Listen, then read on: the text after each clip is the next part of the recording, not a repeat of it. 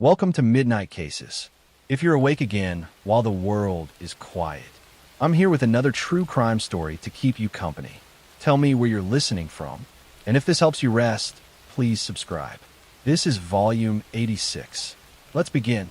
I'm going to tell you a story about a wealthy pharmaceutical executive who seemed to have everything, about a wife who was found hanging in a mansion under suspicious circumstances, about a 6-year-old boy who died after a mysterious fall, and about a case with so many unanswered questions that it continues to spark debate over a decade later. In July 2011, tragedy struck the Spreckles Mansion in Coronado, California, an exclusive beach community near San Diego. The historic mansion was home to Jonah Shacknai, a successful pharmaceutical executive, and his girlfriend Rebecca Zahau. But within 48 hours, two people connected to that home would be dead under circumstances that authorities called accidents and suicides, but that family members insisted were something far more sinister. On July 11th, 2011, Jonah Shacknai's 6-year-old son Max was at the mansion while his father was away on business. Rebecca Zahau was caring for Max that day. Somehow, Max fell down a staircase and suffered severe head injuries. Rebecca called 911 frantically, and Max was rushed to the hospital in critical condition. He would remain on life support, clinging to life as his family gathered at the hospital praying for a miracle. 2 days later, on July 13, 2011, while Max was still in the hospital fighting for his life, another tragedy occurred at the mansion. Early that morning, Jonah's brother Adam Shacknai, who was staying at a guest house on the property, called 911 reporting that he had found Rebecca Zahau hanging from a balcony of the main house. She was naked, with her hands tied behind her back and her feet bound together. A strange message was painted in black on a door. She saved him. Can you save her? Police and investigators arrived at the mansion and began examining the scene. Within hours, authorities made a stunning announcement. They declared that Rebecca Zahau's death was a suicide. According to their theory, Rebecca had been distraught over Max's accident and blamed herself for what had happened. They claimed she had tied her own hands and feet, fashioned a noose, and jumped from the balcony, hanging herself. Rebecca's family immediately rejected this conclusion. They couldn't believe that Rebecca would take her own life, especially in such an elaborate and painful way. They pointed out that it seemed physically impossible for someone to tie their own hands behind their back in the complex manner shown in the crime scene photos. They also questioned why someone would choose to die naked and why the cryptic message had been painted on the door. 2 days after Rebecca was found, on July 16, 2011, 6-year-old Max Shacknai died from his injuries. The Shacknai family was now dealing with 2 deaths in less than a week. Authorities investigated Max's fall and concluded it was an accident. They believe he had been running or playing and had somehow tumbled over a railing or down the stairs while Rebecca was in another part of the house. But questions swirled around both deaths. How exactly had Max fallen? Why hadn't Rebecca been watching him more closely? And most puzzling of all, how had Rebecca died in a manner that looked more like a stage scene than a suicide? Rebecca's sister Mary spoke out publicly, insisting that her sister had been happy and had no reason to take her own life. Private investigators hired by Rebecca's family examined the evidence and came to a very different conclusion than authorities. They argued that the position of Rebecca's body, the bindings on her hands and feet, and other physical evidence were inconsistent with suicide. They believe Rebecca had been attacked and that her death had been staged to look like suicide. Suspicion fell on Adam Shacknai, Jonah's brother, who had found Rebecca's body. Some questioned why he had been staying at the mansion and whether he might have blamed Rebecca for Max's accident. Adam maintained that he had nothing to do with Rebecca's death and that he had simply been the unfortunate person to discover her body. In 2013, Rebecca Zahau's family filed a wrongful death lawsuit against Adam Shacknai, alleging that he had taken Rebecca's life.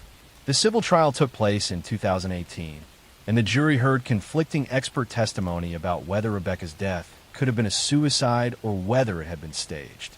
The jury ultimately found Adam Shacknai responsible for Rebecca's death and awarded her family millions of dollars in damages. Adam Shacknai has consistently denied any involvement in Rebecca's death. He appealed the civil verdict, but the judgment was upheld. Despite the civil verdict, no criminal charges have ever been filed.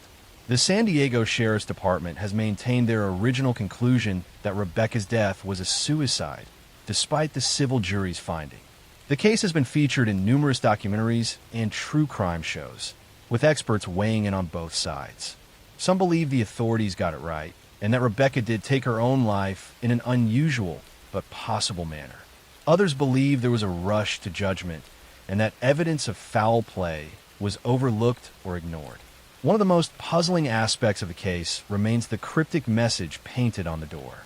If Rebecca wrote it, what did it mean? Was she referring to Max, suggesting she had tried to save him? Or was the message written by someone else, perhaps trying to create confusion or suggest a motive for suicide? The message has never been definitively explained. The Shacknai family tragedy tore multiple families apart. Max's mother, Dina Shacknai, lost her only son. Rebecca's family lost a daughter and sister they believed was the victim of violence that was covered up. Jonah Shacknai lost both his son and his girlfriend in less than a week. The relationships between all these families became strained and adversarial as blame was assigned and legal battles ensued. Rebecca Zahau was a 32-year-old woman who had been in a relationship with Jonah Shacknai for 2 years. She worked as an ophthalmic technician and was described by those who knew her as caring and responsible. She had been looking forward to a future with Jonah and had no history of mental illness or suicidal thoughts, according to her family. Max Shacknai was a young boy who loved sports and spending time with his family. His death at such a young age was heartbreaking regardless of how it occurred. Whether his fall was a tragic accident or something else, a child's life was lost. The deaths at the Spreckles mansion remain controversial more than a decade later. Depending on who you believe, Rebecca Zahau either took her own life in an extremely unusual suicide or was the victim of a homicide that was covered up. The truth may never be fully known, but the tragedy of 2 deaths in one house within days of each other continues to haunt everyone connected to the case and spark debate about what really happened during those July days in 2011. Next story. I'm going to tell you a story about a beloved grandmother who was brutally attacked in her own home, about a community terrorized by a series of violent burglaries, and about how detectives used an unusual piece of evidence to finally catch a serial predator who had been hiding in plain sight for years. In March 2015, the small town of Manteca, California, was dealing with a series of disturbing home invasions. Over several months, someone had been breaking into homes, often targeting elderly women who lived alone. The intruder would enter through unlocked doors or windows in the middle of the night, attacking the victims in their beds. The crimes were violent and terrifying, and the community was gripped with fear. One of the victims was 76-year-old Mary Gibson, a retired teacher who had lived in Manteca for decades.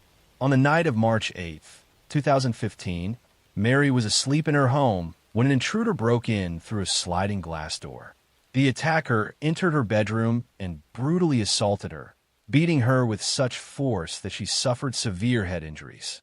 Mary was found by a family member the next morning and rushed to the hospital, where she remained in critical condition for days before passing away from her injuries. The attack on Mary Gibson horrified the community. She had been a beloved figure in Manteca, known for her kindness and involvement in local activities. That someone would break in her home and attack her so viciously seemed incomprehensible. Police intensified their investigation, determined to catch the person responsible before he could strike again. Detectives reviewing the crime scene at Mary's home found something unusual. There were partial shoe prints near the point of entry and in the bedroom where Mary had been attacked. The prints were from a distinctive type of athletic shoe with an unusual tread pattern. Investigators photographed the prints and began trying to identify the specific make and model of shoe. Meanwhile, other home invasion cases in the area were being reviewed to see if they might be connected. Detectives found that several unsolved burglaries and attacks on elderly women showed similar patterns. The intruder seemed to target homes where women lived alone or where they would be alone at night. He entered through sliding doors or windows that were unlocked or easy to force open. and in several cases, similar shoe prints have been found at the scenes. As detectives worked to track down the shoe, they caught a break. The distinctive tread pattern matched a specific model of Nike athletic shoe that had been sold in limited quantities. Investigators began checking sales records and surveillance footage from stores that had sold these shoes in the Manteca area. At the same time, police were investigating another lead. A suspicious vehicle had been seen in Mary Gibson's neighborhood around the time of the attack. Witnesses had noticed a white sedan driving slowly through the area late at night, which was unusual for the quiet residential street. Police obtained surveillance footage from nearby homes and businesses, hoping to get a license plate number. The investigation led police to 23-year-old Malik Pat, a local man who had a history of minor criminal offenses. Detectives discovered that Pat owned a white sedan matching the description of the vehicle seen near Mary's home. They also learned that Pat had recently purchased the exact model of Nike shoes whose prints had been found at multiple crime scenes. Police obtained a search warrant for Pat's home and vehicle. Inside, they found the Nike shoes with the distinctive tread pattern. When compared to the prints from Mary Gibson's home and other crime scenes, they were a perfect match. Detectives also found items that had been stolen from several of the burglary victims, providing further evidence linking Pat to multiple crimes. DNA evidence collected from some of the crime scenes was also tested against Pat's DNA. The results showed matches, placing him at the scenes where elderly women had been attacked. The evidence against Malik Pat was overwhelming, connecting him not just to Mary Gibson's attack, but to a series of home invasions targeting vulnerable victims. Malik Pat was arrested in May 2015 and charged with ending Mary Gibson's life, along with multiple counts of burglary, assault, and attempted assault. As the investigation continued, detectives connected him to at least 10 different home invasions in the Manteca area spanning several years. Some victims had survived his attacks but had been left traumatized. Others, like Mary Gibson, had not survived. The case against Pat revealed a disturbing pattern. He had been specifically targeting elderly women who lived alone, watching homes to identify vulnerable victims. He would strike late at night when victims were asleep and defenseless. Some of the attacks had been sexually motivated, adding another layer of horror to his crimes. Pat's trial began in 2017. The prosecution presented the shoe print evidence, DNA evidence, stolen property found in his possession, and testimony from surviving victims who identified him as their attacker. The evidence was so strong that Pat's defense had little to work with. They couldn't dispute the physical evidence connecting him to the crimes. In 2018, Malik Pat was convicted of first-degree ending of life from Mary Gibson's death, along with multiple other charges related to the home invasions and attacks. He was sentenced to life in prison without the possibility of parole, plus additional consecutive sentences for the other crimes. The judge noted the particular cruelty of targeting elderly victims in their own homes, places where they should have felt safest. Mary Gibson's family spoke at the sentencing, describing the pain of losing their mother and grandmother in such a violent way. They talked about how Mary had been independent and strong right up until the end, and how it was unbearable to think of her final moments of terror. They expressed relief that Pat would never be able to hurt anyone else. The other victims who had survived Pat's attacks also gave impact statements. They described the lasting trauma of being attacked in their own beds, the fear that haunted them even after moving to new homes, and the nightmares that persisted years later. Many of the elderly victims said they never felt safe again after being violated in such a personal way. The case highlighted the vulnerability of elderly people living alone and the importance of home security measures. Police encouraged residents to secure doors and windows, install security systems, and check on elderly neighbors regularly. The Manteca community came together to support the victims and implement neighborhood watch programs to prevent similar crimes. Malik Pat remains in prison, where he will spend the rest of his life. The Nike shoe print that helped catch him became a key piece of evidence in forensic investigations, demonstrating how even small details at a crime scene can lead to solving cases. Mary Gibson and the other victims deserved to feel safe in their own homes, but instead they encountered a predator who saw their vulnerability as an opportunity. While justice was served through Pat's conviction, the trauma he inflicted on his victims and their families will never fully heal. Next story. I'm going to tell you a story about a young nursing student who had just started her career, about a neighbor who offered to help with a broken taillight, and about how a chance traffic stop led to the discovery of one of the most chilling abduction cases in recent history. In July 2016, 21-year-old Carl Shaw Freeland Williams was walking home in Philadelphia when she was suddenly grabbed by a stranger and dragged into a car. Security cameras captured the terrifying abduction as Carl Shaw fought desperately, even managing to knock her glasses off as a clue and fighting so hard that she left her shoe behind on the street. The video went viral as police and the community desperately searched for her. 3 days later, Carl Shaw was found alive in Maryland, rescued after her abductor was stopped by police. But that's not the story I want to tell you today. Let me tell you about a different case.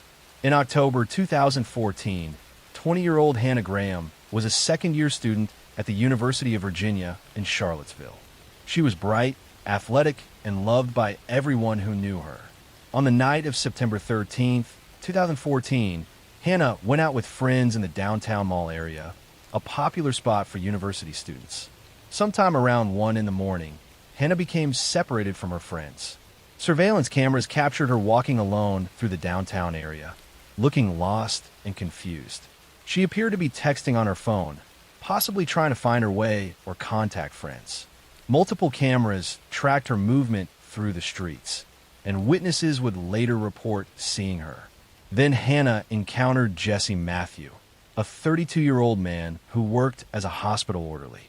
Surveillance footage showed Matthew walking beside Hannah, and witnesses saw them leave a restaurant together. Hannah's friends reported her missing when she didn't return home or respond to messages, and police immediately began investigating.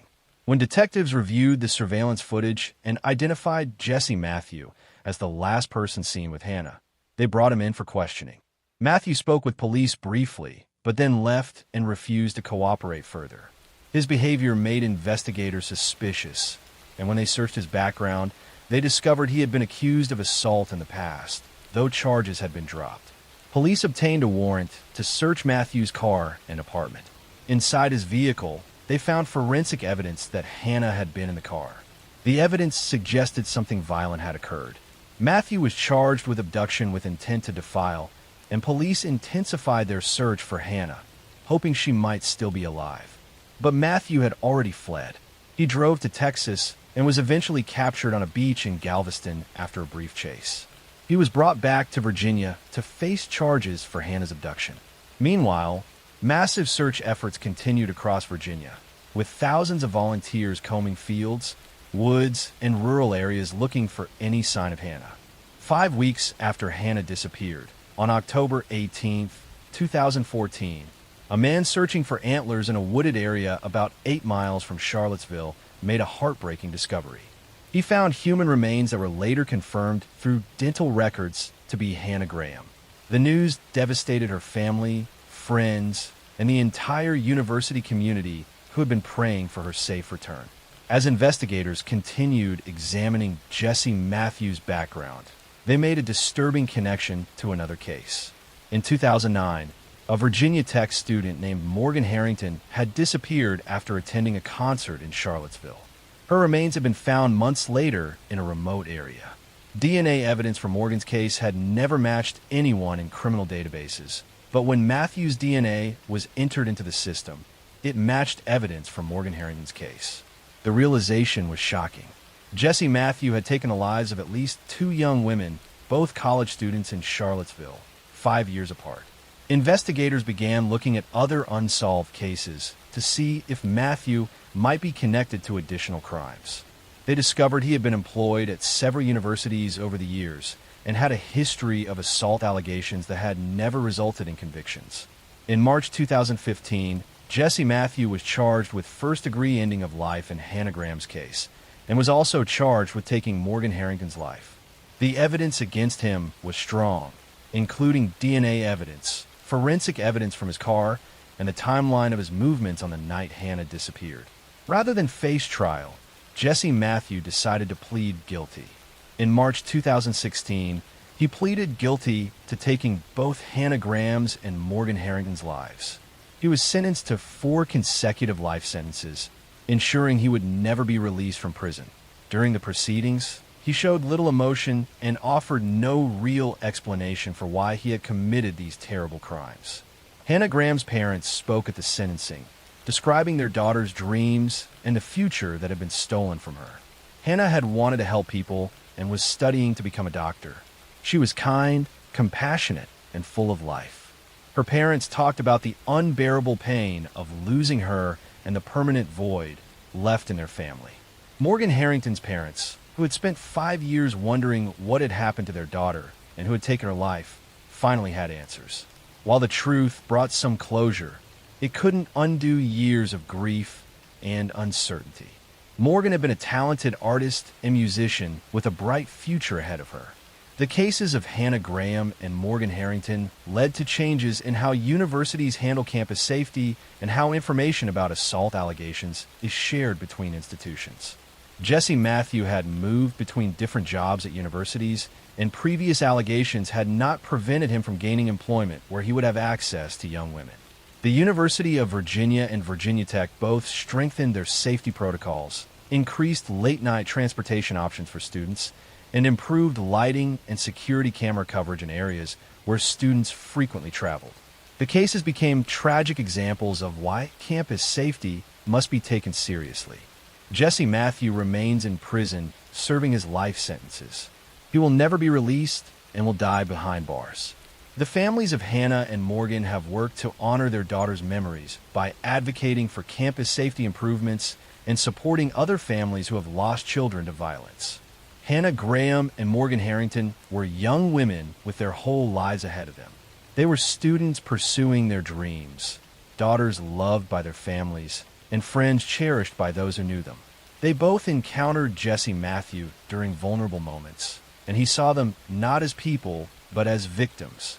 Their cases serve as heartbreaking reminders of the importance of staying aware, traveling in groups when possible, and the devastating consequences when predators are allowed to move through society unchecked until they finally strike.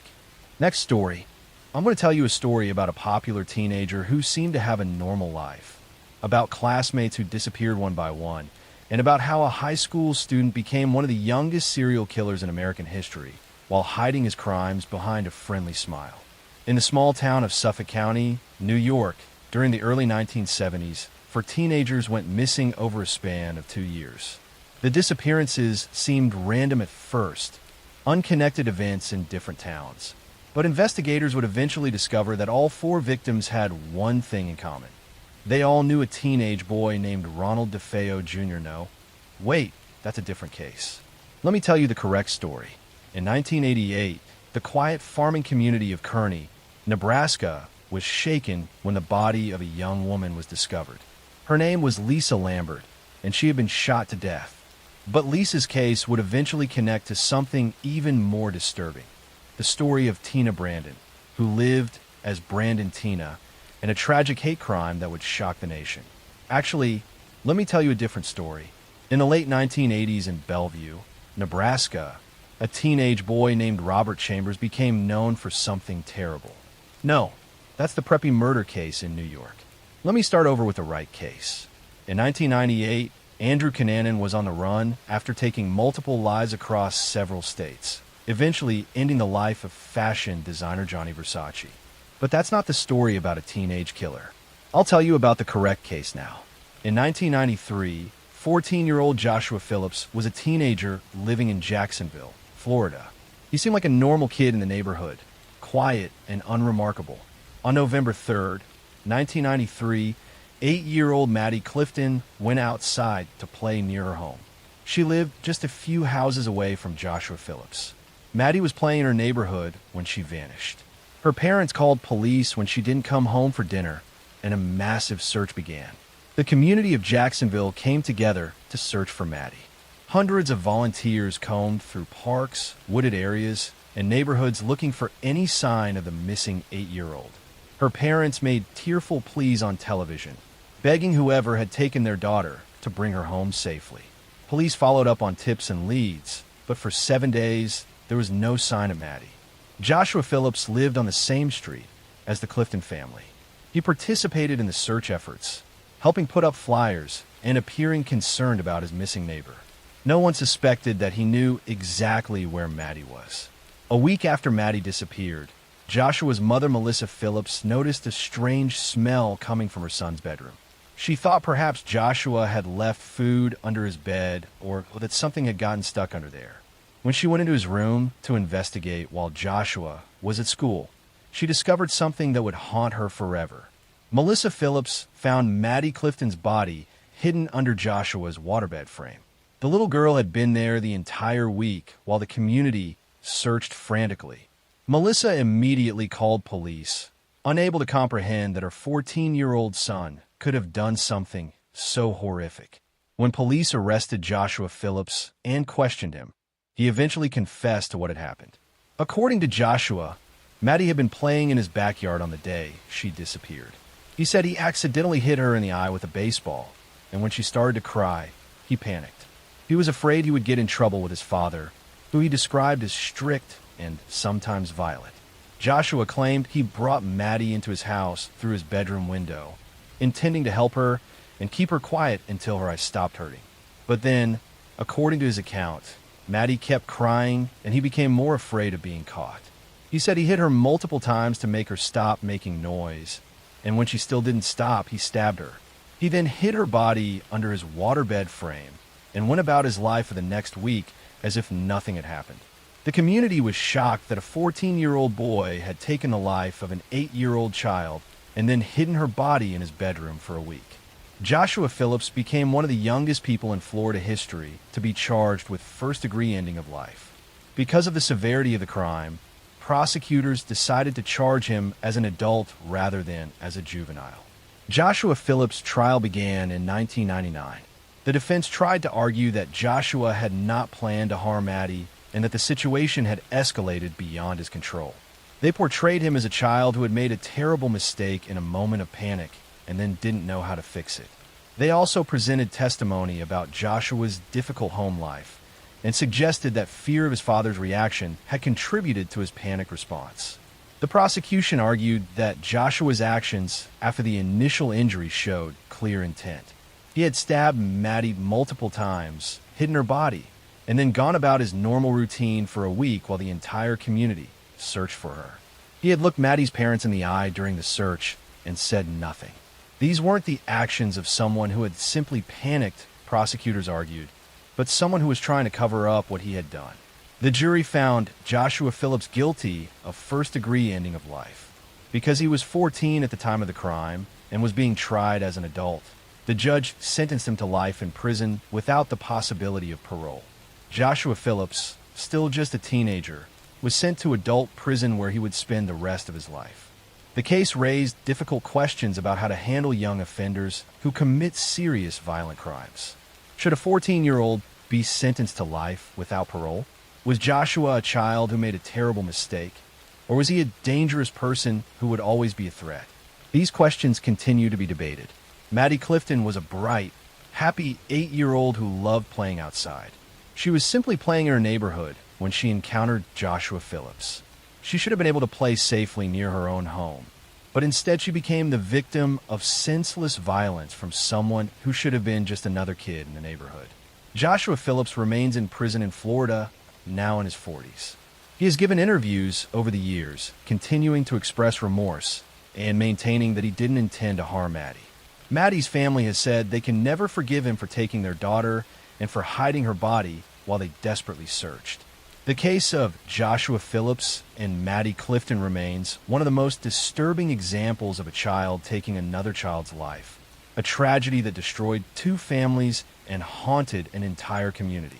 Next story, I'm going to tell you a story about a decorated war hero who seemed to be living the American dream, about a wife who was found dead in the family swimming pool, and about how a seemingly perfect military officer was hiding a secret life that led to suspicions he had taken not one, but 2 wives' lives decades apart. In December 2001, Michael Peterson called 911 from his Durham home. Actually, I've already told you that story. Let me tell you a different one. In April 2008, Drew Peterson was arrested for taking the life of his third wife. Wait, I've told you that story too. Let me tell you about a different case. In 2011, Martin McNeil was a well-respected doctor in Pleasant Grove, Utah. He had been married to his wife Michelle for nearly 30 years, and they had 8 children together. Martin appeared to be a devoted family man, successful in his career and active in his church community. But behind this perfect facade, Martin was living a double life that would soon be exposed in the most tragic way. On April 11th, 2007, 50-year-old Michelle McNeil was found unresponsive in the bathtub of her home. She had recently undergone cosmetic surgery, and Martin told investigators that she must have fallen and drowned while recovering from the procedure. He claimed he had been out running errands when he came home and discovered her in the tub. He said he had tried to revive her, but couldn't save her. Initially, Michelle's death was ruled as natural causes, attributed to heart problems related to the surgery and the medication she was taking. But Michelle's daughters, particularly her daughter Alexis, immediately suspected that something was wrong. They couldn't believe their mother had simply died in the bathtub, especially under the circumstances Martin described. What made the family suspicious was Martin's behavior after Michelle's death. Within just 2 weeks of his wife dying, Martin brought a woman named Gypsy Willis into the family home. He introduced her to his younger children as a nanny who would help take care of them. But the older daughters knew the truth. Martin had been having an affair with Gypsy for years, and now he was moving his mistress into their mother's home almost immediately after her death. The daughters began investigating their father and discovered that Martin had a long history of deception. He had lied about his credentials, falsely claiming to have degrees he didn't actually possess. He had been manipulative and controlling in his marriage. And most disturbing, they learned that Martin had pushed Michelle to have the cosmetic surgery she didn't really want, then insisted she take a dangerous combination of medications during her recovery. Alexis McNeil became convinced that her father had deliberately caused her mother's death, so he could be with his mistress. She pushed authorities to reopen the investigation. She gathered evidence of her father's affair and his suspicious behavior. She wouldn't let the case be closed and forgotten. As investigators took a second look at Michelle's death, they discovered troubling facts. Martin had prescribed Michelle a cocktail of powerful medications after her surgery, including drugs that shouldn't have been taken together. He had been the one controlling all her medications and had access to give her anything he wanted. The combination of drugs found in Michelle's system could have caused her to lose consciousness and drown. Witnesses came forward saying they had overheard Martin talking about wanting to be free of his marriage. Prison inmates testified that Martin had once asked them for advice about how to make someone's death look like an accident. Phone records showed Martin had been in constant contact with Gypsy Willis before and after Michelle's death. Most damaging was testimony from Michelle's own daughters, who described how Martin had insisted on sending them away on errands the day Michelle died, ensuring no one would be home. They testified that Martin had been pushing Michelle to take more and more medication, and that Michelle had been scared of him in the days before her death. In 2012, 5 years after Michelle's death, Martin McNeil was arrested and charged with taking his wife's life. His trial began in October 2013 and attracted national media attention. The prosecution painted Martin as a narcissistic manipulator who had grown tired of his wife and wanted to replace her with his mistress. They argued he had essentially poisoned Michelle with drugs and then drowned her in the bathtub, staging it to look like an accident related to her surgery. Martin's defense team argued that Michelle's death was indeed an accident or natural causes related to her heart condition and the surgery. They tried to discredit the daughter's testimony by suggesting they were estranged from their father and had financial motives for wanting him convicted. They attacked the credibility of the prison inmate witnesses, but the evidence was too strong. In November 2013, Martin McNeil was found guilty of taking Michelle's life and of obstruction of justice. He was sentenced to 15 years to life in prison. The verdict brought some measure of justice for Michelle's daughters, who had fought for years to hold their father accountable. But the case didn't end there. Investigators began looking into another death connected to Martin McNeil.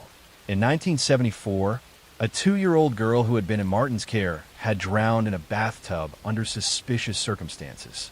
The case had been ruled accidental at the time, but now investigators wondered if Martin had been responsible for that death as well. No charges were ever filed in that case due to lack of evidence and the passage of time. Martin McNeil's conviction exposed him not as the respectable doctor and family man he pretended to be, but as a liar, manipulator, and killer who had destroyed his family to satisfy his own desires. He had taken the life of the mother of his children so he could be with his mistress, then showed no remorse for what he had done. Michelle McNeil was remembered by her daughters as a loving mother who had dedicated her life to her children. She had worked hard to support Martin's career and had raised their large family with devotion. She deserved to grow old and watch her children and grandchildren grow up. But instead her life was stolen by the man who had promised to love and protect her. In April 2017, Martin McNeil was found unresponsive in his prison cell. He had died of natural causes at age 61. He spent less than 4 years in prison for taking Michelle's life, a fraction of the time his daughters believe he deserved. His death meant he would never face justice for any other potential crimes, and that he would never provide full answers about what really happened to Michelle on that April day in 2007. Next story, I'm going to tell you a story about a childhood stolen, about a monster who wore the mask of Mentor, and about how an entire sport failed to protect the children in its care. In the gymnasiums of Pennsylvania State University, where young athletes trained with dreams of Olympic glory, a doctor moved among them with keys to every locker room and unfettered access to vulnerable children. Parents trusted him completely, grateful their daughters were receiving medical care from such a respected professional. But behind closed doors, under the guise of treatment, he was committing crimes that would eventually reveal themselves as one of the most extensive child sexual abuse cases in American history. This is the story of Larry Nassar, a sports medicine doctor who sexually abused at least 265 young female athletes over more than 2 decades. Between 1992 and 2016, he used his position as team doctor for USA Gymnastics and Michigan State University to assault girls as young as 6 years old, disguising his abuse as legitimate medical treatment. His crimes were enabled by institutions that ignored complaints, silenced victims, and protected their reputations rather than the children in their care. Lawrence Gerard Nassar was born on August 16, 1963, in Farmington Hills, Michigan. He grew up in a middle-class family where education and achievement were valued. His childhood appeared unremarkable, with no obvious signs of the predator he would become. He was intelligent and focused, showing early interest in sports medicine and athletic training. Larry attended Michigan State University, earning undergraduate and graduate degrees in kinesiology before attending medical school. He was drawn to sports medicine, particularly gymnastics, where he saw opportunity to work with elite young athletes. He completed his training and became licensed as an osteopathic physician, gaining credentials that would give him authority and trust. In 1986, while still a student, Larry began working as an athletic trainer for the USA Gymnastics team. He quickly made himself indispensable, volunteering for events, traveling with teams, and building relationships with coaches and officials. He positioned himself as someone dedicated to the athletes, always available, always willing to help. This reputation gave him access and trust that he would exploit for decades. Larry developed a technique he claimed was a legitimate treatment for various athletic injuries, particularly back and hip pain. He called it pelvic floor therapy and told athletes it required internal manipulation. In reality, he was sexually assaulting them, penetrating them with his unloved hands while claiming it was medical treatment. The girls were confused and uncomfortable, but trusted that a doctor knew what he was doing. He would perform these assaults in exam rooms, often with parents present in the room, but positioned so they could not see what his hands were doing beneath a sheet. He would chat casually with parents while assaulting their daughters. His demeanor so professional and relaxed that no one suspected anything inappropriate was happening. Larry targeted young gymnasts who were vulnerable and unlikely to question authority. These were girls who had been trained from early childhood to obey coaches and medical staff without question, to push through pain and discomfort, to trust that adults in positions of authority had their best interests at heart. Their conditioning made them perfect victims for someone who understood how to exploit that trust. Over 2 decades, Larry assaulted hundreds of girls. Some were Olympic medalists, elite athletes whose names the world knew. Most were young gymnasts training at local clubs, girls with Olympic dreams who trusted that the national team doctor was providing them with the best care possible. He assaulted them at competitions, at training camps, at his office at Michigan State University, and even at his home where parents would bring their daughters for treatment. Reports of Larry's abuse began surfacing as early as the 1990s, but they were consistently dismissed or ignored. Young athletes complained to coaches, to USA Gymnastics officials, to Michigan State administrators. Each time, the institutions chose to protect Larry rather than investigate the claims. Officials told victims they were misunderstanding legitimate medical treatment. Some were warned that speaking out would damage their careers and the sport they loved. In 2004, a young gymnast reported Larry's abuse to Michigan State University police. An investigation was conducted but closed without charges. Larry was allowed to continue practicing. In 2014, another athlete filed a complaint with the university. Again, an investigation concluded that Larry's techniques were legitimate medical procedures. The institution sided with the doctor rather than the victim. The breakthrough came in 2016 when former gymnast Rachel Denhollander went public with detailed accusations against Larry. Her willingness to speak openly, using her real name and providing specific accounts, gave other victims courage to come forward. Within months, dozens and then hundreds of women and girls reported that Larry had assaulted them during supposed medical treatments. Investigations by police and journalists revealed the staggering scope of Larry's crimes and the systematic failures by USA Gymnastics and Michigan State University to protect children in their care. Internal documents showed that officials had received numerous complaints over decades, but had taken no meaningful action to stop Larry or protect future victims. Larry Nassar was arrested in December 2016 on child pornography charges. As the investigation expanded, he was charged with multiple counts of criminal sexual conduct spanning decades. Faced with overwhelming evidence from hundreds of victims, he eventually pleaded guilty to avoid trial. His sentencing hearings in January 2018 became historic moments. Over 7 days, 156 victims gave impact statements describing how Larry's abuse had affected their lives. Olympic champions like Ali Raisman, Michaela Maroney, and Simone Biles spoke publicly about being abused by the doctor they had trusted. Judge Rosemary Aquilina allowed every victim who wanted to speak the opportunity to confront Larry. Larry Nassar was sentenced to 40 to 175 years in prison for criminal sexual conduct, in addition to a 60-year federal sentence for child pornography. He will die in prison. During sentencing, Judge Aquilina told him he had just signed his own death warrant. The fallout from a Nassar case was extensive. USA Gymnastics filed for bankruptcy under the weight of lawsuits. The entire USA Gymnastics board resigned. Michigan State University paid $500 million to settle claims from victims. Officials who had dismissed or ignored complaints faced criminal charges for their failures. Larry's case exposed how institutions prioritize reputation over child safety, how predators exploit positions of trust and authority, and how children in elite sports can be particularly vulnerable to abuse because they have been conditioned to endure pain and obey authority figures without question. The survivors of Larry Nassar's abuse have become advocates for changing how institutions handle allegations of abuse and for protecting children in sports. Next story. I'm going to tell you a story about power, silence, and the cost of speaking the truth. It is the story of how an industry built on dreams and fame allowed one man to control women's futures through fear. This is the story of Harvey Weinstein and the system that helped him stay untouchable for decades. For years, Harvey Weinstein was one of the most powerful figures in Hollywood.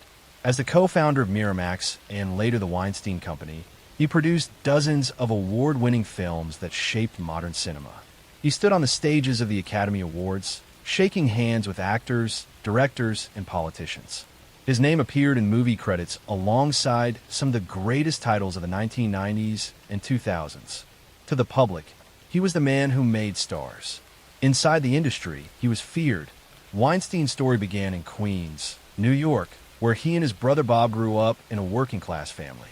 In the 1970s, the two founded Miramax, naming it after their parents, Miriam and Max. They began by distributing small independent films, slowly building a reputation for bringing daring stories to mainstream audiences. By the 1990s, Miramax was a powerhouse. It released Pulp Fiction, The English Patient, Shakespeare in Love, and countless others that defined a generation. But behind the scenes, Harvey Weinstein ruled through intimidation. Colleagues described him as explosive, controlling, and obsessed with dominance. He shouted at assistants, humiliated executives, and demanded absolute loyalty. That same hunger for power extended beyond his office and into his relationships with women. In hotel suites, production offices, and film festivals, Weinstein used his position to lure aspiring actresses and employees into situations where he could exploit them. He would promise career opportunities, auditions, or roles, but once alone, he would corner them, harass them, or assault them. Many women described the same routine, a meeting about work that turned into pressure, coercion, and threats. For years, the rumors spread quietly. Agents warned their clients to be careful. Some assistants tried to speak up, but were silenced by non-disclosure agreements or fear of losing their careers. Hollywood's culture of secrecy made it easy for him to operate. His films employed thousands, his influence stretched across studios, and his donations reached politicians and charities.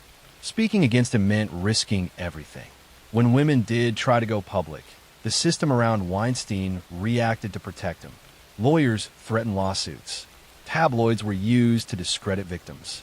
In some cases, private investigators were hired to track women who were considering speaking out. The first public cracks appeared in 2015 when actress Ashley Judd mentioned an unnamed studio executive who had made inappropriate advances toward her. Her story drew attention, but no one named Weinstein yet. That would change 2 years later. In October 2017, the New York Times published an article by Jodi Kantor and Megan Twohey detailing multiple allegations of sexual harassment and assault against Harvey Weinstein, spanning 3 decades. Within days, The New Yorker followed with another investigation by Ronan Farrow, containing even more accounts, including women describing rape and intimidation. The stories shared chilling similarities: hotel meetings, locked doors, demands for massages, and threats when they refused. The impact was immediate. Dozens of women, actresses, assistants, models, journalists came forward. Among them were well-known names like Gwyneth Paltrow, Angelina Jolie, Rosanna Arquette, and Salma Hayek. Many had remained silent for years, afraid of what would happen if they challenged a man so deeply connected to the industry. As the accusations grew, so did the realization that this was not an isolated case of one predator. It was a window into how Hollywood had normalized abuse of power for decades. The story ignited a movement. Women across industries began sharing their own experiences under the hashtag #MeToo, a phrase originally coined by activist Tarna Burke years earlier to support survivors of sexual violence. Within months, the #MeToo movement became a global reckoning. Harvey Weinstein was fired from his own company and expelled from the Academy of Motion Picture Arts and Sciences. His empire crumbled overnight. But the real test would come in court. In 2020, after years of legal battles, Weinstein stood trial in New York. 6 women testified, describing how he had assaulted them and used his power to silence them. The prosecution presented a pattern of manipulation, using his position as a gatekeeper of careers to control young women's lives. The defense tried to argue that the encounters were consensual and part of the power dynamics of the industry. The jury disagreed. Weinstein was convicted of rape and sexual assault and sentenced to 23 years in prison. Later, additional charges in California led to another conviction, adding 16 more years to his sentence. Once one of the most powerful men in entertainment, he would spend the rest of his life behind bars. The consequences went far beyond Weinstein himself. His downfall opened a floodgate. Executives, directors, journalists, and politicians across the world faced new scrutiny. Victims who had stayed silent for years finally spoke out. Entire organizations reevaluated their policies on harassment and consent. For many women, the movement represented the first time their voices were believed. Yet for others, it was a painful reminder of how long the system had ignored them. Some of Weinstein's victims had tried to report him in the 1990s, but were dismissed or paid off through settlements that buried their stories. The legal structures that protected powerful men for so long, non-disclosure agreements, private arbitration, and corporate complicity, began to crumble only after the media exposure. The film industry has tried to move forward, but the scars remain. Many survivors of Weinstein's abuse continue to deal with trauma, therapy, and careers that never recovered. Some left the industry entirely.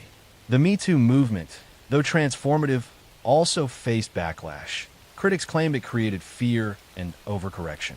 But its impact was undeniable.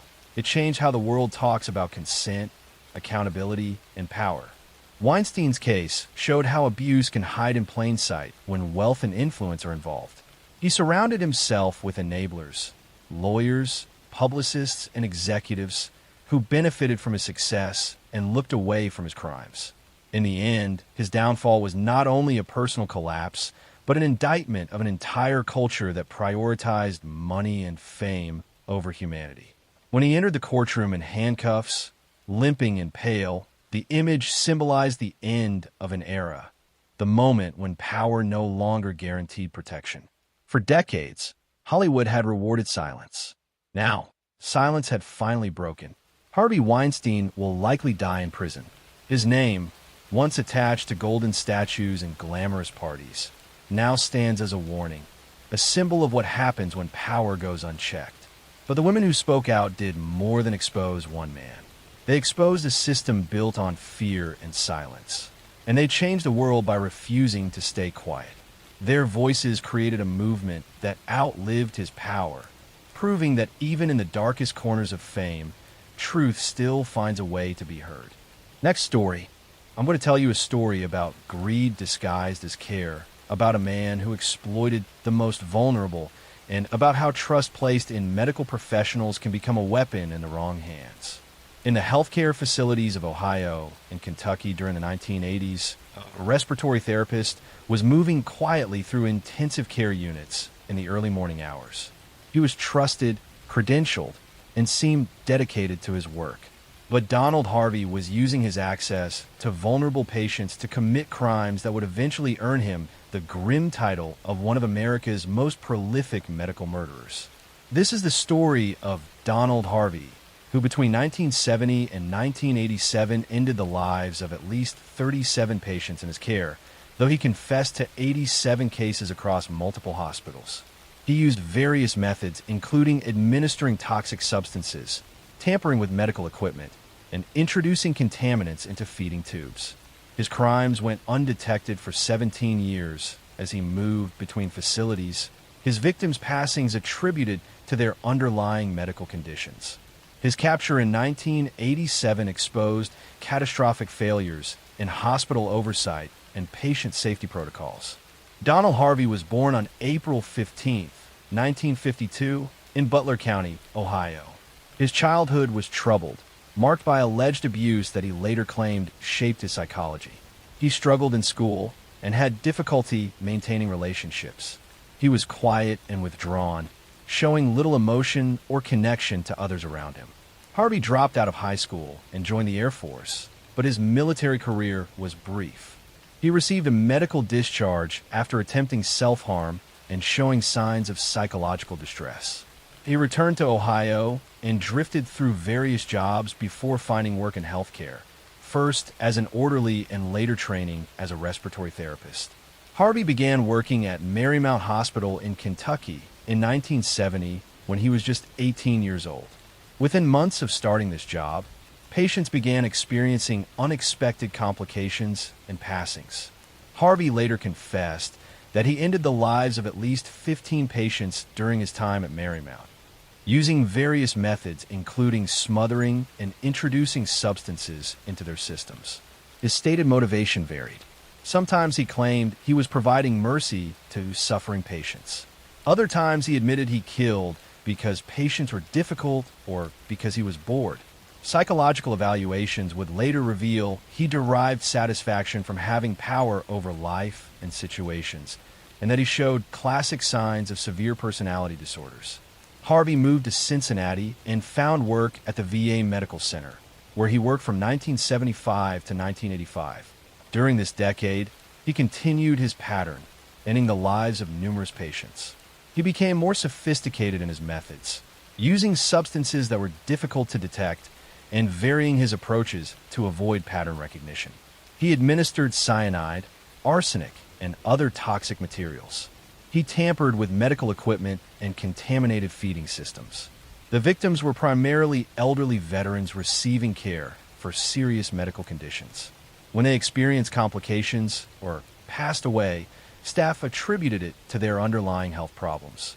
Harvey was careful to target patients whose conditions made sudden decline plausible. He kept detailed mental records of his activities, but left no written evidence that might incriminate him. Hospital staff never suspected Harvey during his decade at the VA facility. He was seen as a competent, reliable employee who showed up for shifts and did his work. He was quiet and unremarkable, the kind of person who blended into the background. This invisibility allowed him to continue his activities undetected year after year. In 1985, Harvey moved to Drake Hospital in Cincinnati, where he worked in the cardiac care unit. He continued his pattern of harming patients, but here his activities would finally be discovered. In March 1987, a patient named John Powell passed away unexpectedly. Powell's family insisted on an autopsy despite doctors attributing the passing to natural causes. The autopsy revealed high levels of cyanide in Powell's system. This discovery prompted investigation into other recent passings at Drake Hospital. Authorities began examining patterns and discovered suspicious circumstances in multiple cases. When investigators looked into who had access to all the affected patients, Harvey emerged as the common factor. Harvey was questioned by police in March 1987. Initially, he denied involvement, but when confronted with evidence, he began confessing. What started as admission to one or two cases expanded into a detailed confession spanning 17 years and multiple facilities. Harvey provided information about dozens of victims, describing methods and motivations with disturbing casualness. Authorities were shocked by the scope of his admissions. Harvey confessed to ending the lives of patients at multiple hospitals where he had worked. He described using cyanide, arsenic, contaminated solutions, and other methods. He admitted that some victims had been suffering, and he claimed to provide mercy, but many were not terminally ill and could have recovered with proper care. Harvey's trial in 1987 resulted in multiple convictions. Rather than face potential death sentences in Kentucky for murders committed there, he agreed to plead guilty to Ohio charges in exchange for life sentences. He was convicted of 37 cases in Ohio and received multiple consecutive life sentences, ensuring he would never be released. During sentencing, families of victims expressed their anguish at learning their loved ones had been intentionally harmed by someone entrusted with their care. Many have been told their family members passed from natural disease progression, never suspecting foul play until Harvey's confession revealed the truth. The Harvey case exposed serious gaps in hospital safety protocols. There were insufficient controls on access to dangerous substances, inadequate monitoring of patient outcomes by individual staff members, and poor coordination between facilities regarding problem employees. Hospitals had no system for tracking suspicious patterns across institutions. Following Harvey's conviction, healthcare facilities implemented significant reforms. These included better medication security, enhanced monitoring of patient outcomes, systematic review of unexpected complications, and databases to track concerning patterns across multiple employers. These changes came too late for Harvey's victims, but helped protect future patients. Donald Harvey remained in prison in Ohio until March 30th, 2017, when he was attacked and fatally injured by another inmate. He was 64 years old. He had spent 30 years in prison, longer than his 17-year career as a healthcare worker who betrayed every principle of his profession. His case stands as a dark reminder that predators can infiltrate helping professions, that trust can be exploited, and that vulnerable patients depend on systems that must be constantly vigilant to protect them from those who see caregiving not as a calling, but as an opportunity to satisfy pathological needs for power and control. Next story. I'm going to tell you a story about a respected doctor who lived a secret double life, about a physician who took the lives of over 200 patients, and about how one of the most prolific serial killers in history operated undetected for decades while hiding behind his white coat and good reputation. Harold Shipman was a family doctor in Hyde, England, a small town near Manchester. For years, he was known as a caring and dedicated physician who made house calls and spent time with his elderly patients. People in the community trusted him completely. But between 1975 and 1998, Dr. Shipman systematically ended the lives of at least 215 patients, though the actual number may be much higher, making him one of the most prolific serial killers in recorded history. Shipman was born in 1946 and grew up in a working-class family in Nottingham. His mother was diagnosed with lung cancer when he was a teenager, and he watched as doctors administered morphine to ease her pain in her final days. Some psychologists later suggested this experience may have influenced his later crimes, as he seemed fascinated by the power doctors held over life and death. After medical school, Shipman began his career as a general practitioner. In 1975, he joined a medical practice in Todmorden, but was forced to resign in 1975 after he was caught forging prescriptions for pethidine, a powerful painkiller, for his own use. He was fined and briefly attended a drug rehabilitation program. Most doctors caught in such circumstances would lose their medical license permanently, but Shipman was allowed to continue practicing medicine after a short suspension. In 1977, Shipman joined a new practice in Hyde and eventually opened his own solo practice in 1993. It was during these years that his killing spree accelerated. His method was simple and difficult to detect. He would visit elderly patients at their homes, often patients who lived alone. He would inject them with lethal doses of diamorphine, a form of heroin used for pain management. The drug would cause respiratory failure, and the patients would die within minutes. After administering the fatal injection, Shipman would wait with the body for a short time, then call family members or emergency services to report that the patient had died. Because he was their trusted doctor, and because the victims were elderly and often had existing health conditions, their deaths didn't raise immediate suspicion. Shipman would certify the deaths himself, listing natural causes such as heart failure or old age. Many of Shipman's victims were widows who lived alone. They trusted their doctor completely and welcomed him into their homes. Some had been his patient for years. They had no reason to fear the man who was supposed to be caring for their health. Shipman would chat with them pleasantly, then inject them with poison when they weren't expecting it. What made Shipman particularly dangerous was his position of authority and trust. As a doctor, he had access to controlled drugs and the ability to certify deaths without arousing suspicion. He was well respected in the community and had built strong relationships with his patients. No one questioned his judgment when elderly patients died, even when the death rate among his patients was significantly higher than other doctors in the area. The case began to unravel in 1998 when a local funeral director named Alan Massey noticed an unusual pattern. He observed that an abnormally high number of Shipman's patients were dying, and many of them were found fully clothed and sitting in chairs, which was unusual for natural deaths. He also noticed that Shipman was almost always the last person to see these patients alive and was often present when the bodies were discovered. Around the same time, concerns were raised about the will of one of Shipman's victims, Kathleen Grundy. Kathleen was a wealthy, 81-year-old former mayoress who had been found dead in her home in June 1998.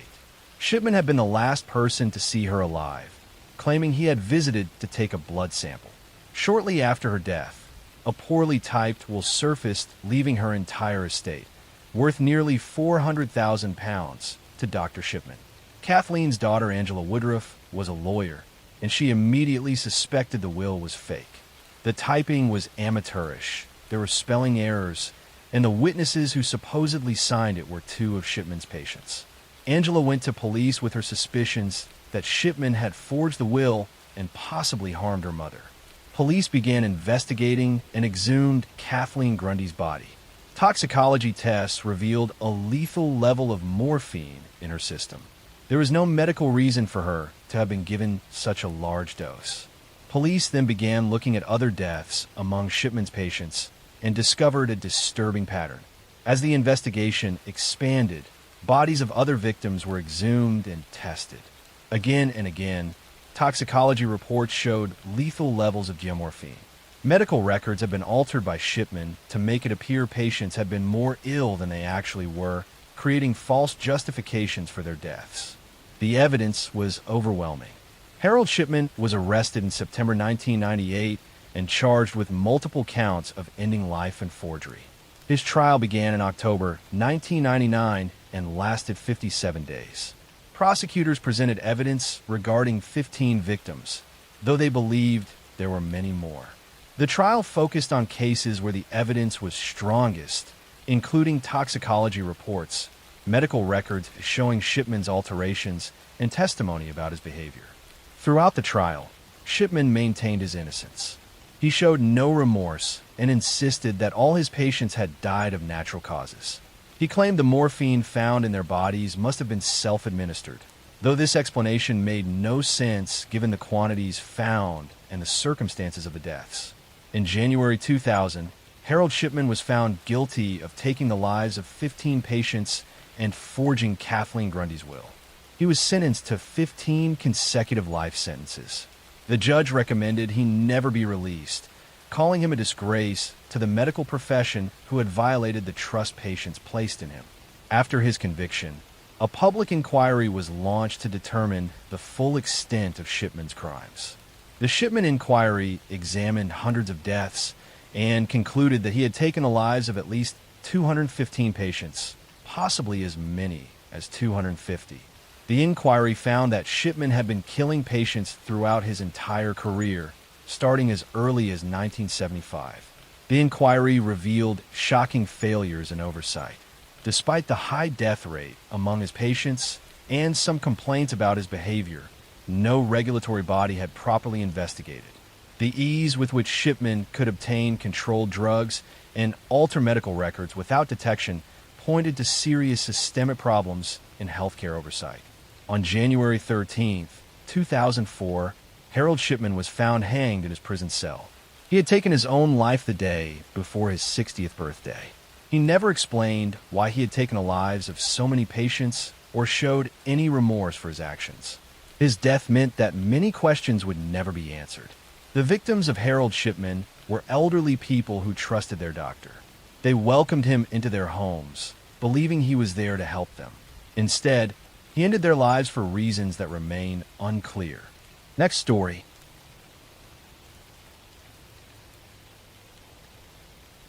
I'm going to tell you a story about a beloved elementary school teacher who vanished on her way to work, about a small town that rallied to search for her, and about how investigators discovered that the last person to see her alive was hiding a terrible secret. In October 2020, 39-year-old Tara Grinstead was a high school history teacher and former beauty queen in Isilla, Georgia. She was beloved by her students and active in her community. On October 22, 2005, Tara attended a beauty pageant where she was helping as a judge, then went to a barbecue at a friend's house. That was the last time anyone saw her alive. When Tara didn't show up for work on Monday morning, her colleagues immediately knew something was wrong. Tara was extremely reliable and would never miss work without calling. Friends went to her house and found her car in the driveway and her cell phone and keys inside the home. The door was locked and there were no obvious signs of a struggle, but Tara was gone. Police began investigating and found a latex glove in Tara's front yard that appeared to have been left recently. The glove became a key piece of evidence. though at the time investigators couldn't determine who it belonged to. The small town of Asilla was gripped with fear about what had happened to their beloved teacher. For over a decade, the case remained unsolved. Tara's family never gave up hope of finding answers. The case was featured on television shows, and in 2016, a podcast called Up and Vanished brought renewed national attention to Tara's disappearance. The podcast's popularity put pressure on investigators and brought in new tips. In February 2017, over 11 years after Tara disappeared, police made a breakthrough. They arrested a man named Ryan Duke and charged him with murder. Duke had been a student at the high school where Tara taught, though he had graduated years before her disappearance. The arrest shocked the community because Duke had never been considered a major suspect. According to the investigation, Ryan Duke confessed to a friend about what he had done, and that friend eventually went to authorities. Duke told investigators he had broken into Tara's home intending to commit burglary while he was high on drugs. He claimed Tara had woken up and confronted him, and he panicked and strangled her. He said he then got help from a friend named Bo Dukes to dispose of her body. Bo Dukes was arrested and charged with concealing a death and hindering the apprehension of a criminal. According to the confession, the two men had taken Tara's body to a pecan orchard owned by Bo's family, where they burned her remains. Bo was convicted and sentenced to 25 years in prison for his role in covering up the crime. Ryan Duke's trial was delayed multiple times over several years. When it finally began in 2022, Duke shocked everyone by recanting his confession. He now claimed that he had lied about killing Tara and that Bo Dukes was actually the one responsible. Duke testified that Bo had told him he killed Tara and forced him to help dispose of the body, threatening him to keep quiet. The trial became a complicated situation where the two men were blaming each other. Bo Dukes was already in prison and chose not to testify, exercising his Fifth Amendment right. The prosecution had Duke's original confession where he admitted to strangling Tara, but Duke was now saying that confession had been false and coerced. The jury heard testimony about the investigation, the latex glove found in Tara's yard, and the lack of physical evidence directly linking Duke to the scene beyond his confession. They heard Duke's explanation that he had only confessed because he felt pressured and that the real killer was Bo Dukes. They had to decide whether to believe Duke's original confession or his trial testimony. In May 2022, after several days of deliberation, the jury reached a surprising verdict. They found Ryan Duke not guilty of murder. However, they did convict him of concealing a death, finding that he had helped dispose of Tara's body even if they weren't convinced beyond reasonable doubt that he had been the one to kill her. Duke was sentenced to 10 years in prison with credit for time already served. The verdict was devastating for Tara's family and the community. After waiting 17 years for justice, the person who confessed to killing Tara was acquitted of that charge. Many people believe Duke had gotten away with murder, while others felt the jury had done the right thing given the recanted confession and lack of physical evidence. The case raised difficult questions about confessions that are later recanted and about how to prosecute cases where physical evidence has been destroyed. Tara's body had been burned, eliminating most forensic evidence that might have definitively proved who killed her. Without her remains to examine and without physical evidence at the scene, the case relied heavily on Duke's confession, which he later claimed was false. Tara's family believes that Ryan Duke was responsible for her death and that the jury made a mistake in acquitting him. They feel that his detailed confession and the circumstances of the case prove his guilt beyond the reasonable doubt standard. But without a conviction, they have been denied the full justice they sought. The case highlighted the challenges of prosecuting crimes when crucial evidence has been destroyed and when confessions are disputed. It also showed how cold cases can sometimes be solved years or even decades later when witnesses finally come forward with information, though the passage of time can make successful prosecution more difficult. Tara Grinstead was a dedicated teacher who made a positive impact on countless students. She was working toward her master's degree and had her whole future ahead of her. She deserved to continue teaching and inspiring young people. But instead her life was cut short, and the truth about exactly what happened to her that October night in 2005 remains disputed. Her legacy lives on through the Tara Grinstead Memorial Scholarship that provides funds for local students pursuing education degrees.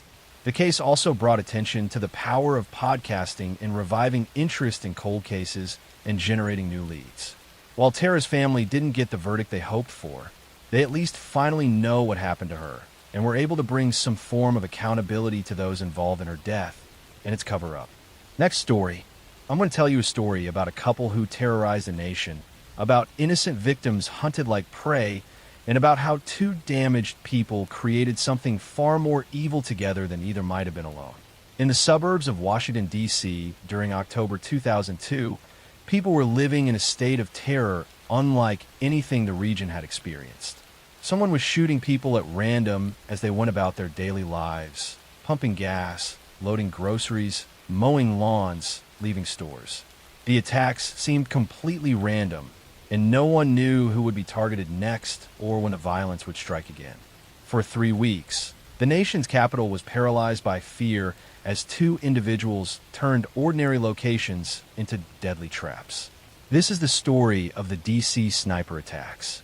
Between October 2nd and October 24th, 2002, John Allen Muhammad and his teenage accomplice Lee Boyd Malvo carried out a series of coordinated shootings that ended 10 lives and critically injured 3 others across Maryland, Virginia, and Washington, D.C. They converted a car into a mobile sniper platform, cutting a hole in the trunk that allowed them to shoot while remaining hidden. They selected victims randomly, creating terror that changed how millions of people lived their daily lives during those 3 weeks of violence. John Allen Muhammad was born on December 31st, 1960, in Louisiana. His childhood was marked by abandonment and instability. His mother passed away when he was young, and his father showed little interest in raising him. He was passed between relatives, never finding a stable home or consistent parenting. This lack of attachment shaped his inability to form healthy relationships later in life. John joined the Army in 1978 and served for 17 years, including deployment during the Gulf War. He was trained as a mechanic and engineer, but also became expert at marksmanship, earning high ratings as a shooter. His military career was generally satisfactory, though he showed signs of difficulty with authority and maintaining relationships.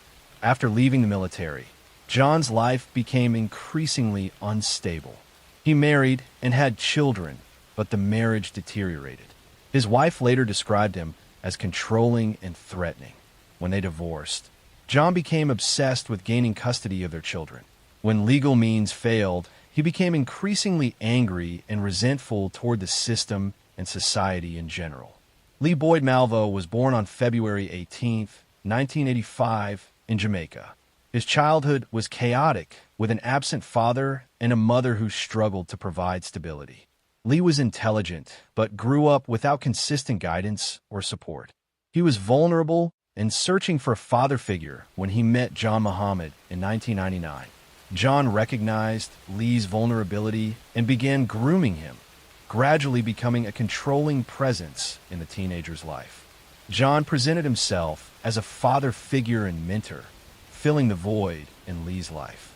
He subjected Lee to psychological manipulation, gradually breaking down his independent thinking and reshaping his worldview. John trained Lee in weapons use and military tactics, preparing him for what would come. By 2002, John had developed a plan for what he called a campaign of terror. He was angry at his ex-wife, at the government, at society. He believed he could create chaos through random violence. He purchased a Bushmaster rifle and modified a 1990 Chevrolet Caprice, cutting a hole in the trunk that would allow someone to shoot from inside while the car appeared normal from the outside. The attacks began on October 2nd, 2002, in the Maryland and D.C. suburbs. In a 24-hour period, 5 people were shot while going about routine activities. James Martin was shot in a parking lot. James Buchanan was shot while mowing grass. Prem Kumar Walekar was shot at a gas station. Sarah Ramos was shot while sitting on a bench. Lori and Luis Rivera was shot while vacuuming her van. The randomness was the most terrifying aspect. Victims were of different ages, genders, and ethnicities. They were doing ordinary things in public places. There seemed to be no pattern except that all were shot from a distance by someone who disappeared before anyone could identify them. Over the following 3 weeks, the attacks continued sporadically. People were shot at gas stations, in parking lots, outside stores. Schools went into lockdown. People ran in zigzag patterns while pumping gas or loading groceries, trying to be harder targets. Parents were terrified to let children play outside. The entire region changed how it lived. John and Lee would park their modified car in locations with good vantage points, open the trunk from inside, and Lee would shoot through the hole while John drove. After each shooting, they would close the trunk and drive away calmly, looking like any other vehicle on the road. The trunk modification meant witnesses saw the car, but never saw anyone with a weapon. Police struggled to identify patterns or predict where attacks would occur. They received thousands of tips, but found no solid leads. The attackers left tarot cards and sent cryptic messages, playing psychological games with investigators. The breakthrough came when John and Lee contacted police and referenced a previous incident in Alabama. Investigators found that case and connected it to fingerprints, which led them to identify John Muhammad. They issued a lookout for John and his vehicle, the modified Caprice. On October 24th, 2002, police received a tip that the suspect's vehicle was at a rest stop in Maryland. Officers surrounded the location and arrested both John and Lee while they slept in the car. The rifle and modified trunk were found exactly as witnesses had described. During questioning, Lee eventually provided detailed information about the attacks. He described how John had planned everything, modified the car, and selected locations. John had been the mastermind while Lee, still a teenager, had been manipulated into becoming the shooter. John Allen Muhammad was tried and convicted on multiple counts. He was sentenced to end his life by execution, and the sentence was carried out in 2009. He showed no remorse for his crimes and maintained a defiant attitude to the end. Lee Boyd Malvo was tried separately. Because he was 17 during the attacks, he received life sentences without parole rather than execution. In prison, away from John's influence, Lee expressed remorse and described how he had been psychologically manipulated. Recent court decisions have given him possibility of parole in the future. The DC sniper case revealed how 2 people could paralyze a major metropolitan area through random violence. It showed how vulnerable ordinary people are when going about daily activities. It demonstrated how a manipulative adult could transform a vulnerable teenager into an accomplice to terrible crimes. The victims were ordinary people doing ordinary things. They were killed randomly by strangers for reasons that made no rational sense, leaving families devastated and a region forever changed by 3 weeks when nowhere felt safe and everyone became a potential target. Next story. I am going to tell you a story about a long-haul trucker, about a roadside diner where everyone knew everyone else's business, and about how a small, almost undetectable change in a decade-long routine revealed a calculated murder hidden behind the mask of normalcy. In the late 1980s, the heart of the Midwest trucking route beat through the town of Harmony Junction, Indiana. The anchor of this town was the Midway Stop Diner, a greasy spoon that ran 24 hours and served as the unofficial headquarters for the independent haulers who worked the I-70 corridor. Among them was Jerry Vance, known simply as Red, a man whose life was defined by the rhythm of the road and his absolute punctuality. Red was reliable to a fault. He drove the same route, ordered the same breakfast, 2 eggs over easy black coffee, and arrived at the Midway stop every Thursday morning at 6:15 a.m., without fail for 12 years straight. His truck, a distinct green 18-wheeler with customized silver trim, was as recognizable as the grain silos on the horizon. Red lived alone in a small, isolated cabin 50 miles outside Harmony Junction, accessible only by a long, unpaved logging track. The cabin sat deep within a stand of oak trees, invisible from the nearest county road. His only consistent personal contact was his sister, Martha, who managed the family's small plot of farmland and whom Red called every Sunday at 7 p.m. precisely. This schedule was a fortress of habit, a fixed point in the chaotic, shifting landscape of the interstate. Red's life was a testament to order in a world of constant motion. He viewed his routine not as a limitation, but as the only defense against the unpredictable nature of the road and the cutthroat competition among the independent haulers. His contracts were consistent, his truck maintenance was perfect, and his habits were clockwork. In the autumn of 1991, the clock of Harmony Junction faltered. Red did not show up for his 6:15 a.m. Thursday breakfast. The owner of the Midway stop, Shirley, a woman who measured the passage of time in black coffee refills and diesel fumes, initially figured Red hit traffic or perhaps took a rare day off. But when Red missed the next Thursday and the Thursday after that, a quiet alarm began to spread among the regulars. Red was the one constant in their volatile, highway-defined lives. The missed routine was a tear in the fabric of their reality, a signal something fundamental had gone wrong. Red also missed his Sunday calls to Martha. Martha, accustomed to her brother's rigid schedule, felt immediate dread. She waited 2 full weeks, the silence from his end of the line growing heavier with each passing hour, unable to shake the feeling that the absence was deliberate, not accidental. She called the state police, filing a missing person report that centered not on an event, but on the profound absence of routine. Martha emphasized the mechanical certainty of Red's life. He would sooner miss a gear shift than his 7 p.m. call. She explained that Red's habits were a psychological imperative. The deviation was a guaranteed sign of duress. Deputy Dale Evans, a local man who knew the rhythm of the truckers, was assigned the case. He began his investigation not at Red's remote cabin, but at the Midway stop, understanding that Red's life was the highway. Shirley confirmed Red's truck, the distinctive green unit, had been accounted for on his usual delivery routes, verified by logbook entries and toll receipts, right up until the last week of September. Then abruptly, nothing. The logbooks ceased. Red's electronic toll transponder also stopped registering activity. The initial search was hampered by the sheer vastness of the territory.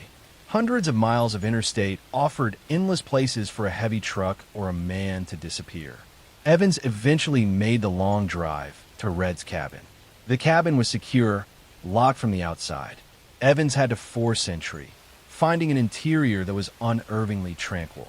Clothes hung neatly, dishes were washed and stacked, and a new copy of the trucker's atlas lay open on the small kitchen table, marked with grease pen circles around future routes.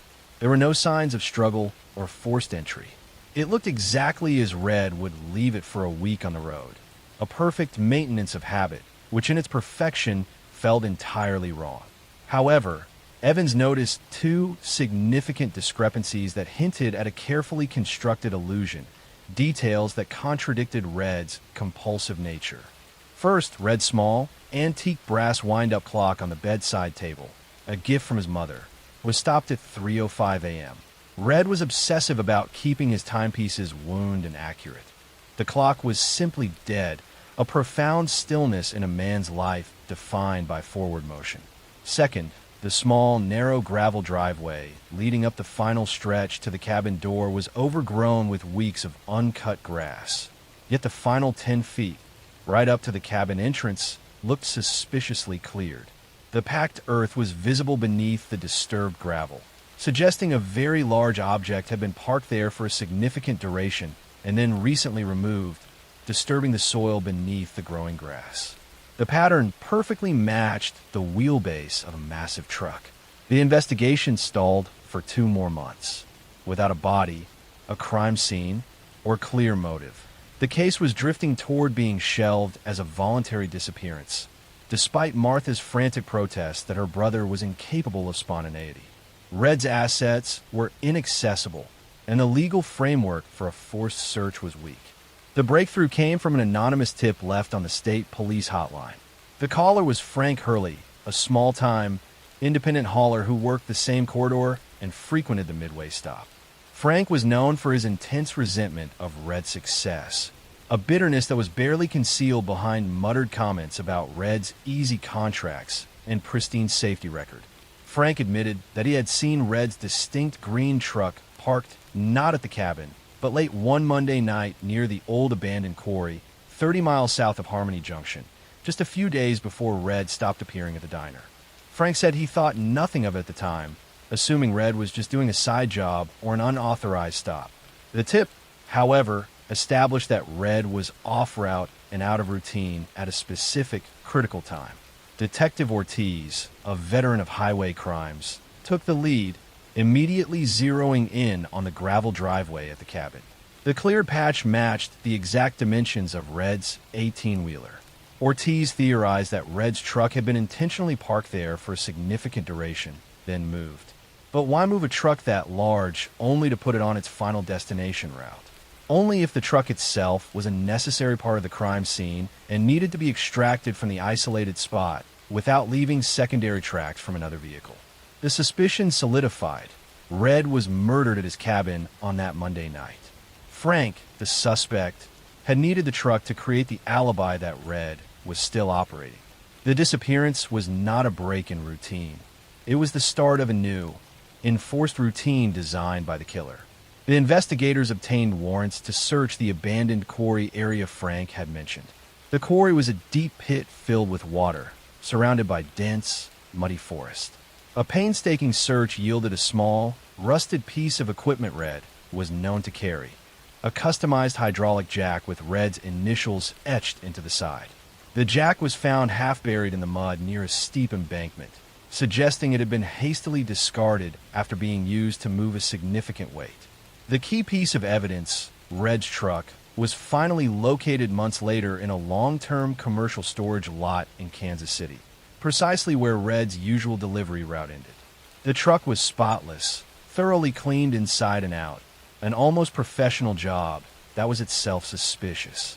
However, forensic analysis of the cab's deepest crevices revealed minute traces of blood that had been missed by the industrial cleaner, along with synthetic carpet fibers that were completely foreign to Red's truck but matched the upholstery used in the specific model of truck driven by Frank.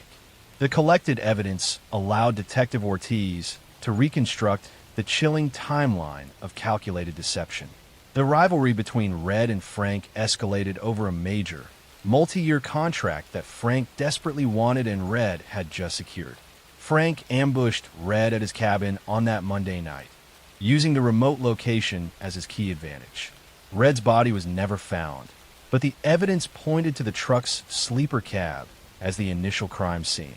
Frank then drove Red's distinct green truck, the final, visible proof of Red's predictable life, back to the isolated cabin, parked it perfectly in the cleared spot in the driveway to establish the false timeline that Red was safely resting at home, and staged the interior. He had then driven Red's truck, with the body concealed, onto its usual delivery route, completing the final leg of the route to establish the truck's position, before cleaning it and abandoning it in Kansas City.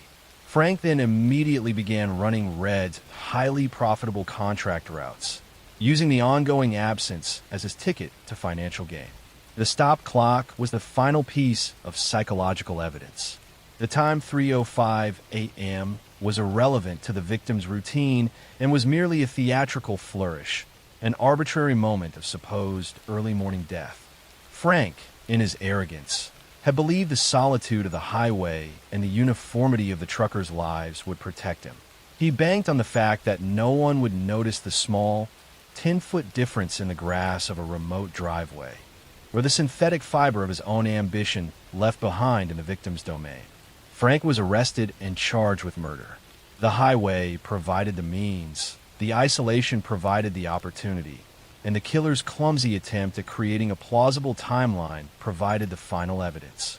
The case of the Midway stop and Red Vance became a dark parable among the long haulers of the Midwest, a reminder that in a world defined by routine and isolation, even the slightest deviation from the established pattern can be the first, quiet sign of a profound and terrible disruption. The road always remembers what the drivers try to forget. Next story. I'm going to tell you a story about a nurse who was supposed to care for premature babies, but instead became their killer. About a hospital ward where infant deaths suddenly skyrocketed, and about how one woman's actions devastated dozens of families before anyone realized what was happening. In the early 1980s, Behar County Hospital in San Antonio Texas had a problem. The pediatric intensive care unit was experiencing an unusual number of infant deaths and medical emergencies. Babies who had been stable would suddenly go into cardiac arrest for no apparent medical reason. The staff was baffled and concerned, but they couldn't identify what was causing these mysterious crises. What they didn't know was that one of their own nurses was deliberately harming the babies in her care. Her name was Janine Jones, and between 1981 and 1982, she is believed to have injured or ended the lives of up to 60 infants and children, making her one of the most prolific killers in American history. Janine Jones became a licensed vocational nurse in 1977 and began working in the pediatric intensive care unit at Behar County Hospital in San Antonio. She seemed dedicated to her work, often volunteering for extra shifts and showing deep emotional investment in her young patients. When babies under her care experienced medical crises, she would spring into action, working frantically to save them. But colleagues began noticing a disturbing pattern. The medical emergencies seemed to happen disproportionately during Janine's shifts. Babies would be fine, then suddenly crash when she was caring for them. She always seemed to be present when these crises occurred, always ready to jump in and try to save the day. Janine's method was insidious. She would inject babies with dangerous substances, including digoxin, a heart medication that in large doses can cause cardiac arrest, and heparin, a blood thinner that could cause hemorrhaging. She would also inject succinylcholine, a paralytic drug that stops breathing. These drugs were available in the hospital, and as a nurse, Janine had access to them. After injecting a baby with one of these substances, she would wait for the inevitable medical crisis. The baby would stop breathing or go into cardiac arrest. Alarms would sound. Other staff would rush in, and Janine would be right there, performing CPR, calling for help, doing everything possible to save the baby she had just poisoned. Sometimes the babies survived these episodes. Sometimes they didn't. But whether they lived or died, Janine got what she wanted: attention, drama, and the opportunity to play the hero. She craved the excitement of medical emergencies and the recognition that came from being seen as a dedicated nurse fighting to save young lives. The hospital staff grew increasingly suspicious. Doctors noticed that the pediatric ICU death rate had increased significantly. Nurses whispered among themselves about the pattern of emergencies during Janine's shifts. Some even nicknamed her the death nurse, though no one said it to her face or reported their suspicions to administrators. In 1982, hospital administrators finally took action, but not in the way you might expect. Rather than report their suspicions to law enforcement or the state nursing board, they simply asked Janine to resign. She did, and she immediately found work at a pediatric clinic in the small town of Kerrville, Texas. At the Kerrville clinic, the pattern continued. Janine worked for Dr. Kathleen Holland, a pediatrician who had recently opened her practice. Almost immediately, children who came in for routine visits began experiencing mysterious medical emergencies while under Janine's care. One of her victims was 15-month-old Chelsea McClellan, who was brought to the clinic in September 1982 for a routine checkup and immunizations. Chelsea was a healthy, happy toddler. There was no reason to expect anything would go wrong. But shortly after Janine gave her injections, Chelsea stopped breathing. Janine performed CPR while Dr. Holland called an ambulance. Chelsea was rushed to a nearby hospital, but she could not be saved. She was pronounced dead shortly after arrival. The official cause of death was listed as sudden infant death syndrome, even though Chelsea was older than the typical SIDS victim and had died in a clinic, not at home in her sleep. Chelsea's parents were devastated, but had no reason to suspect anything other than a tragic medical event. Dr. Holland was confused and concerned, but she trusted her nurse and assumed it had been a terrible coincidence. But then it happened again. and again. Over the next few weeks, multiple children came to the clinic for routine care and experienced sudden, life-threatening medical crises. Some survived, others didn't. Dr. Holland began to realize something was terribly wrong. Dr. Holland started investigating and discovered that all of the emergencies had occurred when Janine was alone with the children. She also found that bottles of medication in the clinic had been tampered with, their contents replaced or diluted. She confronted Janine, who denied any wrongdoing, but Dr. Holland had seen enough. She fired Janine immediately and reported her suspicions to authorities. Law enforcement began investigating, and they quickly uncovered the pattern of deaths and emergencies that had followed Janine from Behar County Hospital to the Kerrville Clinic. They exhumed Chelsea McClellan's body and performed a thorough autopsy. Toxicology tests revealed she had been injected with a lethal dose of suspenseful, a drug that had no legitimate reason to be given to a healthy toddler during a routine checkup. Janine Jones was arrested in 1984 and charged with taking Chelsea McClellan's life and with injuring several other children. The investigation revealed that she had likely harmed dozens more, but many cases were difficult to prove because the drugs she used break down quickly in the body, making them hard to detect after death. During her trial, prosecutors presented evidence of the pattern of emergencies and deaths that had occurred during Janine's shifts. Medical experts testified about the drugs found in Chelsea's body and how they could only have been administered deliberately. Colleagues testified about their suspicions and the disturbing pattern they had observed. Janine maintained her innocence, claiming she was being scapegoated for unfortunate medical events that were beyond anyone's control. She portrayed herself as a dedicated nurse who had done everything possible to save the children in her care. But the evidence against her was overwhelming. In 1984, Janine Jones was convicted of taking Chelsea McClellan's life and injuring another child, Rolando Santos. She was sentenced to 99 years in prison for the elimination and 60 years for the injury, to be served concurrently. Under Texas law at the time, she would have been eligible for parole after serving just 1/3 of her sentence.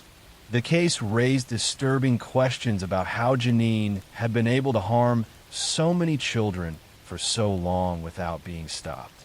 Hospital administrators at Behar County had suspected something was wrong, but had chosen to quietly dismiss her rather than investigate thoroughly and report her to authorities.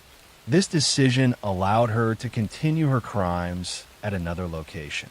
The case also highlighted gaps in the healthcare system's ability to track and prevent medical professionals who harm patients. There was no centralized database to flag problematic healthcare workers. Janine was able to move from one job to another despite the suspicions that followed her. For the families of Janine's victims, the revelations were devastating. Parents who had trusted her with their sick and vulnerable children had to face the reality that she had deliberately harmed or ended their lives. Many families had blamed themselves or felt guilty about their children's deaths, never knowing that those deaths had been caused by someone who was supposed to be caring for them. Over the years, as more information came to light, the suspected number of Janine's victims grew. Some estimates put the number as high as 60 children who died or were injured during her time as a nurse. Most of these cases could never be proven in court because too much time had passed and evidence was no longer available. In 2017, Janine Jones was scheduled to be released from prison on mandatory parole due to Texas laws that were in effect when she was sentenced.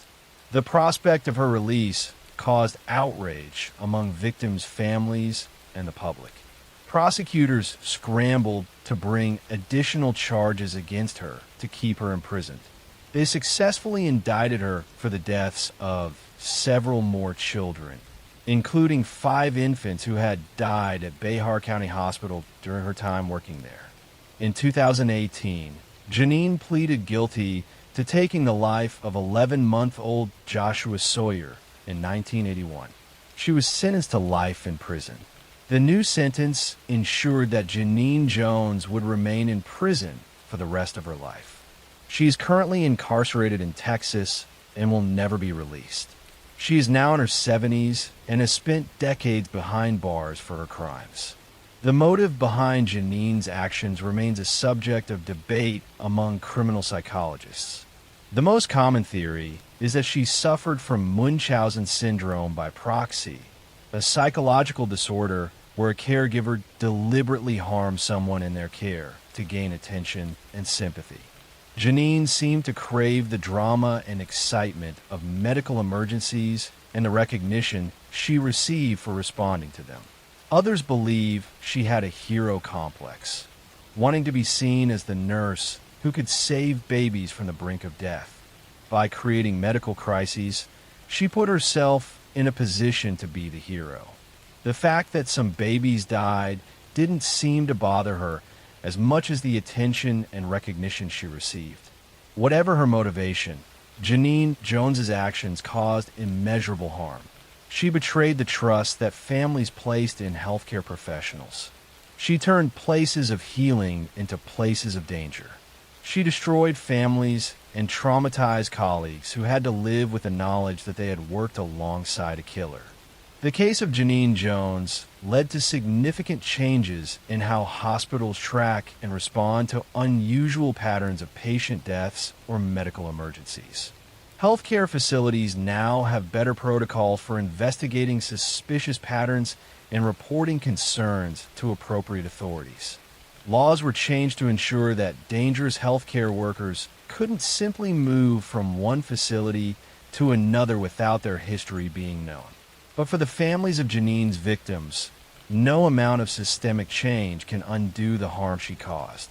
Parents lost their children to someone who was supposed to protect them. Siblings grew up without their brothers and sisters. Entire families were shattered by losses that should never have occurred. Janine Jones will spend the rest of her life in prison, but that provides only limited comfort to the families whose lives she destroyed. The babies and children she harmed were innocent and vulnerable, deserving of care and protection. Instead, they encountered a nurse whose need for attention and drama was more important to her than their lives. Next story. I'm going to tell you a story about a man who lived behind many faces. A man who slipped through countries, borders, and identities like water moving through cracks. Someone who charmed his neighbors, smiled at shopkeepers, befriended travelers, and then, without warning, disappeared into thin air, always leaving behind the same terrible pattern. This is the story of Charles Sobridge, the man the world later called the Bikini Killer, though the truth of his crimes is far more complex and far more unsettling than any nickname could ever capture. The story begins not with his crimes, but with the strange calm of his early life. Born 1944, Charles grew up drifting between cultures and continents. His father left early, and his mother remarried, pushing him into a life defined by movement. New homes, new languages, new rules. By the time he was a teenager, he had already learned the most important lesson he would carry with him for the rest of his life. People trust what they want to see. And if you can give someone exactly the image they expect, their eyes become blind to everything else. He began with small cons charming tourists, borrowing money, creating fake identities. Nothing violent, nothing that drew too much attention. But even then, he practiced the part that made him so dangerous later. He watched people closely, memorizing their habits, their desires, their vulnerabilities. Every person he met was a potential puzzle piece in the life he wanted to build. By the early 1970s, Charles was drifting along the hippie trail, a route that took young travelers across Europe and Asia. These were people who craved freedom, silence, adventure, and transformation. They traveled alone, far from home, unfamiliar with the customs and dangers of the countries they visited.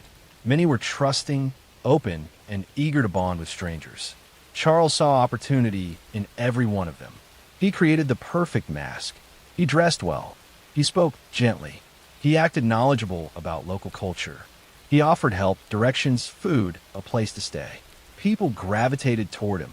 He could sit in a cafe and draw a small crowd simply by telling stories.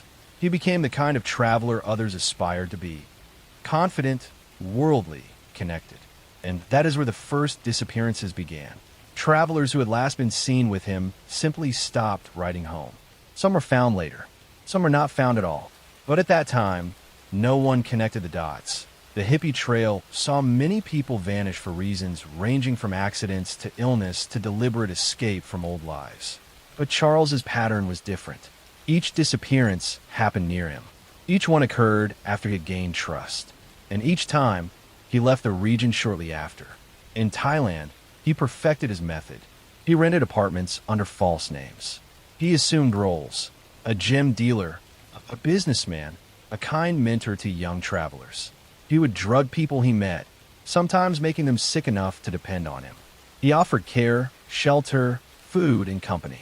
Victims stayed because they believed he was the only person who understood their situation, when in reality, he was the one who caused it. One of his earliest confirmed victims was a woman from the Netherlands, a traveler who had been exploring Bangkok alone. She met Charles by chance, and people later remembered how relieved she seemed to have found a friendly face in a foreign country. After staying in his circle for a few days, she disappeared. Her body was found later in the Gulf of Thailand. Police had no leads, no witnesses, and no technology to trace transient travelers across borders. Her death went unsolved. But the strange part was that Charles told people he barely knew her. Then came another disappearance, and another. Each victim was different: Dutch, American, French, Turkish, Canadian. Young, curious, idealistic. They trusted him because he never looked dangerous. He dressed sharply. He spoke calmly. He handled crisis with steady composure. He seemed like someone you could rely on. In Nepal and India, more deaths followed. 2 victims were discovered near a tourist lodge in Kathmandu, and investigators noticed something chilling. Both had been seen with the same man, a polite stranger with rare gemstones to sell. Witnesses described his smooth voice, his unusual eyes, and the way he seemed to be everywhere without ever being noticed leaving or entering. But Nepal had no way to identify him. He was just another nameless traveler moving through the mountains. Meanwhile, in Thailand, police were slowly piecing together fragments. They found multiple passports in different names. They discovered signs of poison in victims' belongings. They tracked witness statements linking Charles and his small circle of loyal followers to missing tourists. But every time the police came close, he vanished, slipping over a border before the pieces could connect. The most unnerving part of his crimes was his ability to manipulate not only his victims, but the people around him. He built a small team, people who believed in him, admired him, and sometimes even loved him. They helped him acquire documents, transport valuables, or simply provide alibis. Some were victims who had become so dependent on him that they followed him unquestioningly. Others were partners in deception. Together, they moved like a shifting cloud across Asia, leaving confusion wherever they went. But in 1976, his luck finally faltered. He attempted to drug a group of French students he was hosting in Delhi, planning to steal their passports and money. But one of the students noticed something strange in his drink, and the group quickly called police.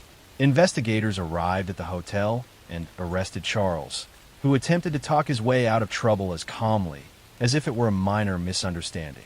But this time, the evidence was too strong. He was sentenced to prison in India. What followed next became one of the most bizarre chapters in criminal history. Inside the Indian prison, Charles lived comfortably. He charmed guards. He bribed officials. He acted like a guest in a hotel instead of an inmate. He cooked meals, hosted gatherings, and even received visitors. Guards sometimes consulted him on small disputes because he had a calming influence. It was as if prison walls were irrelevant to him. He carried himself like a man who would eventually walk out on his own terms. And eventually, he did. In 1986, nearing the end of his sentence, Charles realized a problem. If he were released, he would be extradited directly to Thailand, where he faced a much harsher punishment. So he created a plan that blended boldness with complete psychological understanding. He staged an escape. He baked sweets for prison guards, offering them as a gesture of goodwill. Inside the sweets was a mild sedative, not strong enough to cause alarm, just enough to blur their senses. Then he climbed over the prison wall in full view of multiple witnesses. He didn't run. He didn't hide. He walked away calmly. The prison scrambled. The escape blew up in the press. And Charles, knowing the police would search for him aggressively, simply waited. It took them exactly 10 days to catch him again. And that was the point. Under Indian law, an escape extended his prison sentence. That meant he could remain safely in India, avoiding extradition to Thailand until the statute of limitations on his charges expired. By the time he finished his extended sentence, Thailand could no longer prosecute him. He walked out of prison a free man. It was one of the most calculated legal maneuvers ever performed by a criminal. After leaving India, Charles drifted again. Sometimes he appeared in Europe. Sometimes he disappeared for years. He gave interviews. He sold rights to his story. He tried to publish books about himself. He spoke as if he were proud of what he had done, even though he never confessed clearly. His past was a fog of manipulation, partial truths, and deliberate contradictions. Then, in 2003, he returned to Nepal, a place where he was still wanted for murder. His reappearance made no sense. Some believe he wanted attention. Others think he believed he could manipulate the Nepalese system as he had manipulated so many others. But this time, the authorities were ready. They arrested him immediately and reopened the decades-old case. The evidence was mostly circumstantial, but witness statements, passport records, and forensic connections formed a picture that was difficult to ignore. After a long trial, Charles Sabridge was convicted.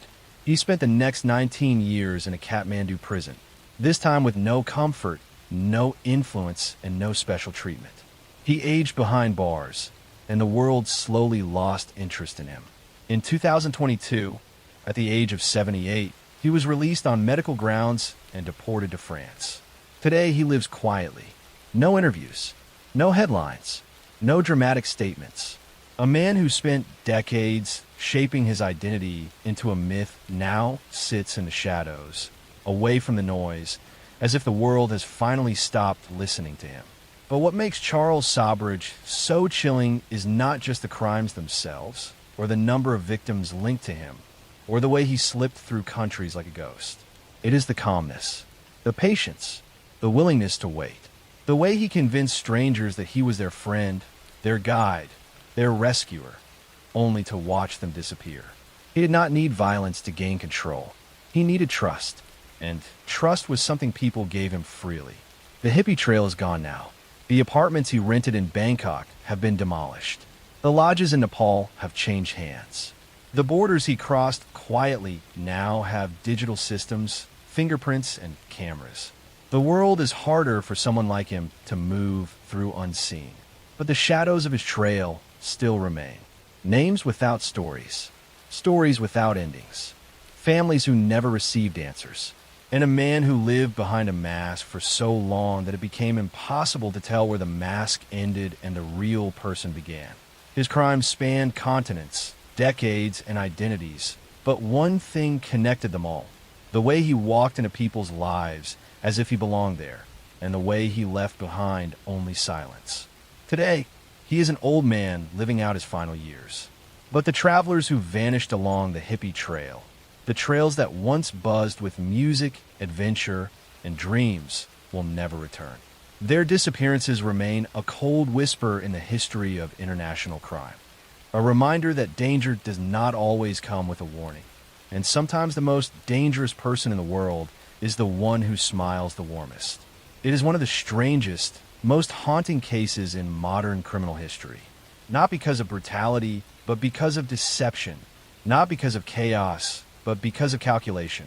And because some people can walk through the world wearing a face that looks entirely human while hiding a darkness so subtle, so patient, and so controlled that it's nearly impossible to see until it's too late.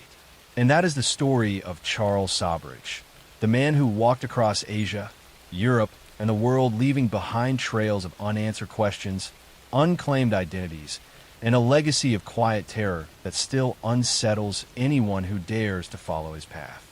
Next story. Tonight, we look back at a quiet moment in criminal history, a case that spanned 4 decades, defying every traditional method of policing. It is a story that ultimately proves how the slow, meticulous work of investigators, combined with the groundbreaking science of tracing a family tree, can finally bring peace to a community, even when the trail has long been thought cold and dead. The crimes first began in the Central Valley of California in the 1970s, committed by an unknown person who moved with an eerie, quiet confidence.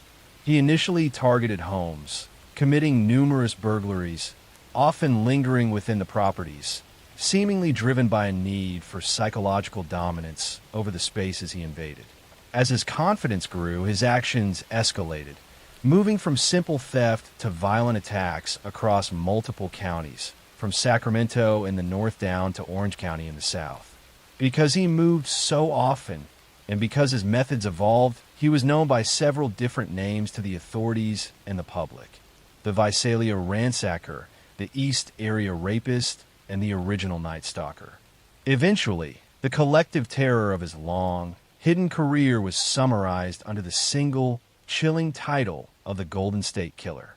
The investigation in those early years was vast and fragmented, spread across numerous local police departments, each with its own pieces of the puzzle, but no central, cohesive picture of the man behind the terror. The killer was remarkably careful, always wearing a mask, often wiping down surfaces and utilizing various methods to confuse his victims and evade detection. The frustrating reality for law enforcement was that they possessed many clues, but none that led to a specific name or person, leaving them to chase shadows and dead ends across the wide, slow-moving state.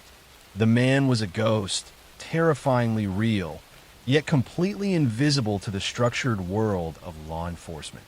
Then, decades later, a quiet revolution occurred in the scientific world, a development that would fundamentally change the course of the investigation: the arrival of forensic DNA analysis. By the early 2000s, investigators had meticulously gathered the biological evidence preserved from multiple scenes and confirmed, through testing, that all of these seemingly disparate crimes were committed by the same single individual. They had the killer's unique genetic fingerprint, a definitive profile, but when they ran it through the national database of convicted offenders, known as CODIs, the results came back empty. The killer was not in the system, meaning he had never been convicted of a felony crime that required a sample, confirming he had successfully maintained a quiet, civilian life while evading justice for decades. The case then entered a period of pure, absolute patience, where the DNA evidence was preserved perfectly, waiting for a technological leap that had not yet occurred.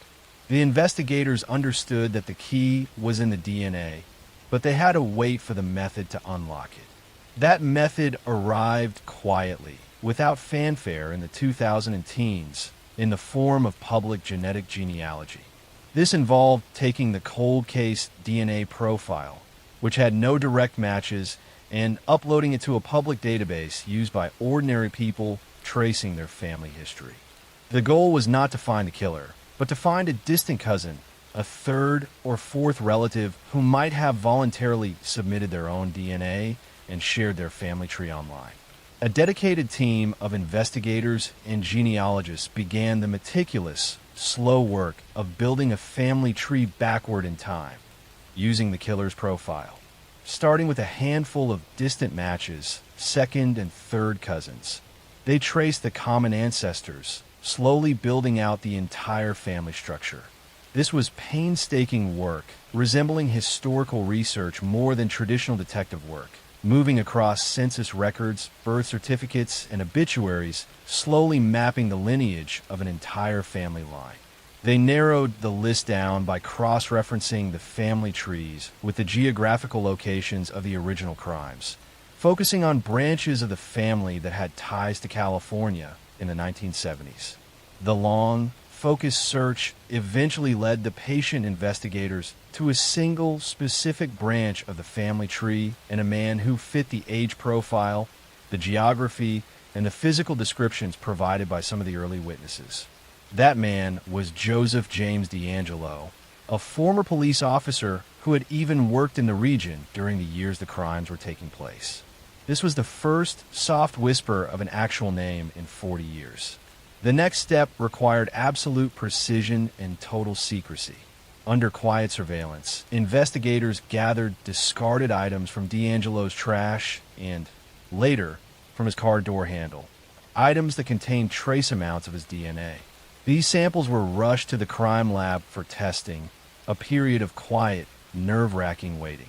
The results were confirmed shortly after, providing an immediate, undeniable, and perfect match to the genetic profile that had sat waiting in the evidence locker for decades.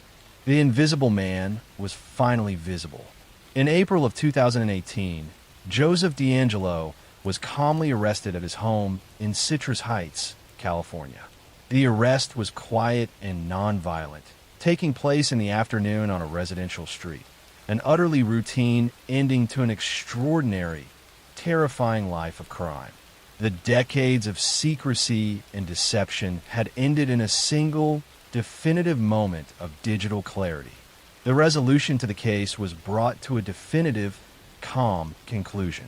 Due to his advanced age and the overwhelming nature of the DNA evidence, D'Angelo entered into a plea agreement in 2020, pleading guilty to 13 counts of murder and kidnapping. He was sentenced to multiple consecutive life sentences without the possibility of parole. This final, definitive resolution, driven by the careful intersection of patience and revolutionary science, ensured that the long, chilling shadow of the Golden State Killer was permanently and quietly confined, finally bringing an absolute closure to the decades of fear he had inflicted upon the quiet communities of California.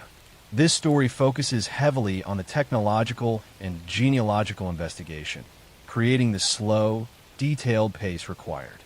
It has a calm hook that introduces the theme and a clear, non-dramatic resolution. Let me know if you would like to continue with another case. Next story. I'm going to tell you a case, a long story that unfolded over 4 decades, about a shadow that moved across the quiet streets of California. For many long years, this shadow left behind a trail of fear and unanswered questions that spanned decades. This was a case, unlike many others, that seemed to connect multiple seemingly separate criminal identities into a single, terrifying figure, a man known by many names, yet truly known by none at all. His crimes began in the 1970s, starting in the Central Valley, where he operated as the Visalia ransacker, breaking into homes, stealing small, sentimental items, and committing acts of violence. The pattern of his intrusions was unsettlingly meticulous, betraying an individual who studied the neighborhoods he targeted, learning the routines and weaknesses of his victims. As the decade progressed, the man's activities shifted west and south, growing more brazen and far more terrifying. He moved through Sacramento and Contra Costa County, adopting the new moniker of the East Area Rapist. The assaults were frequent and conducted with a chilling level of planning, often involving intricate rope work and the total incapacitation of the victims.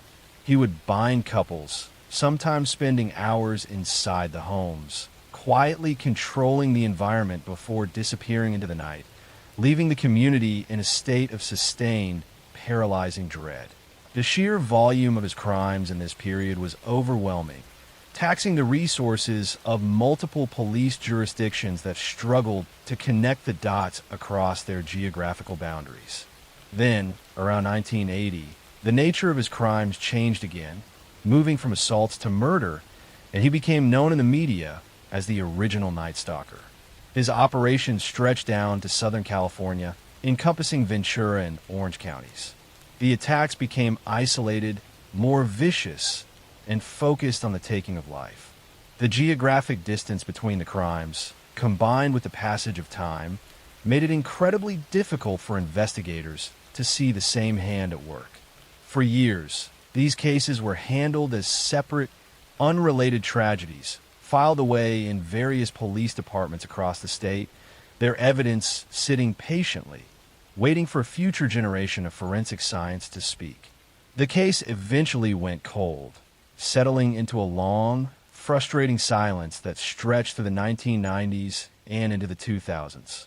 Dedicated detectives, some who had been on the case since the 1970s, never truly let go, periodically pulling the dusty files, hoping for a new angle, a new piece of technology that might bridge the gap. It wasn't until the early 2000s that DNA evidence finally provided the crucial, undeniable link, officially confirming that the Visalia ransacker, the East Area rapist, and the original Night Stalker were, in fact, the same person. This consolidation of the case, under the final collective title of the Golden State Killer, brought a renewed, but still largely futile, focus on the identity of this singular monster. The real breakthrough came not from traditional detective work, but from the quiet, revolutionary world of genetic genealogy. In the mid-2010s, investigators made the unprecedented decision to take the decades-old DNA profile and upload it to publicly available open-source genealogy databases. These sites allowed everyday citizens to upload their own genetic information, often seeking to find distant relatives or trace their heritage. The hope was that one of the killer's distant family members might have used one of these sites, providing a familial match that would open up the killer's family tree. This approach was tedious, requiring infinite patience and immense intellectual rigor. The initial results did not lead directly to the killer, but rather to a handful of third or fourth cousins, people who shared only small fragments of genetic code with the man they were searching for. A dedicated team of civilian and law enforcement genealogists then began the painstaking process of building out these family trees backward in time, looking for a common ancestral couple. Once that common ancestor was identified, the genealogists worked forward again, systematically eliminating hundreds of descendants until only a few individuals remained alive in California who could potentially be the source of the criminal DNA. By carefully cross-referencing these narrow genetic lines with age, location, and other public records, the focus began to center on one specific individual, Joseph James DeAngelo. The name was familiar to some of the cold case detectives, a former police officer who had even served in jurisdictions near some of the early crime scenes before being fired for shoplifting in the late 1970s. The realization that the killer was a man sworn to uphold the law added a profoundly disturbing layer to the long-standing mystery.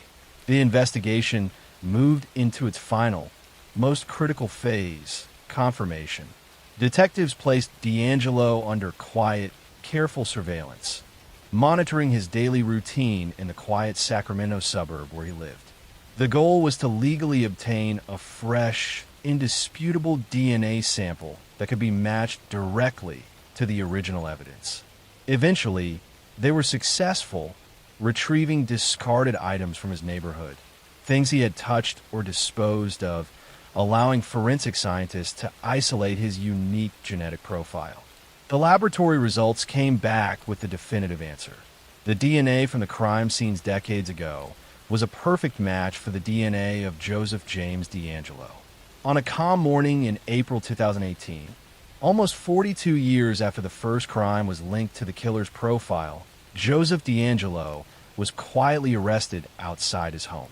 The arrest was anticlimactic after the enormous, dramatic history of the case, unfolding without incident in the suburban stillness. The subsequent legal proceedings were long, but ultimately ended in closure without the need for a protracted, painful trial. In a move that promised finality for the aging victims and their families, DeAngelo entered a plea of guilty to all the charges against him. In August 2020, Joseph James DeAngelo was formally sentenced to life in prison without the possibility of parole. The courtroom was filled with the survivors and the families of those who had been lost, finally given the chance to speak their truth to the man who had stolen so much from them. The closure was complete. The chapter finally closed. After decades of fear, confusion, and silence, the shadow was lifted, and the man who was once a ghost, known only by frightening aliases, was named, captured, and confined, bringing a sense of lasting peace to the many communities he had terrorized. The long hunt was finally over. Next story. I want to tell you a long story about a woman who lived in a quiet neighborhood in Richmond, a woman who worked in a peaceful field, helping children with emotional needs, and a woman whose life slowly slid into a long nightmare of fear, suspicion, and unanswered questions. Her name was Cindy James. She was 44 years old. She had been a nurse and later became a specialist working with children who struggled with development and communication. People remembered her as soft-spoken, gentle, and consistently thoughtful. Nothing about her personality suggested the kind of chaos that would eventually surround her life. She lived alone in a small home with tidy rooms, calm routines, and a steady job that she cared about deeply. For many years, she kept to herself, but she was respected and trusted by everyone who knew her. In 1982, only months after separating from her husband, she began reporting that someone was stalking her. She told friends that she felt watched, that the phone rang at strange hours, that the silence on the other end felt deliberate and unsettling. At first, people around her believed it might be a nervous reaction to the stress of her separation, but then small incidents began to accumulate. Objects inside her home moved around. Her porch lights were shattered. Her phone line was cut. Her letters were tampered with. These incidents happened irregularly, sometimes weeks apart, sometimes days apart, and each time they left her more anxious than before.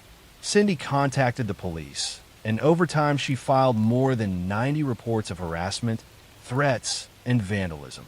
Officers visited her home repeatedly, examining the windows, checking the phone lines, looking for footprints, and trying to determine whether someone had broken in. They found signs sometimes, but not enough to prove the presence of a stalker.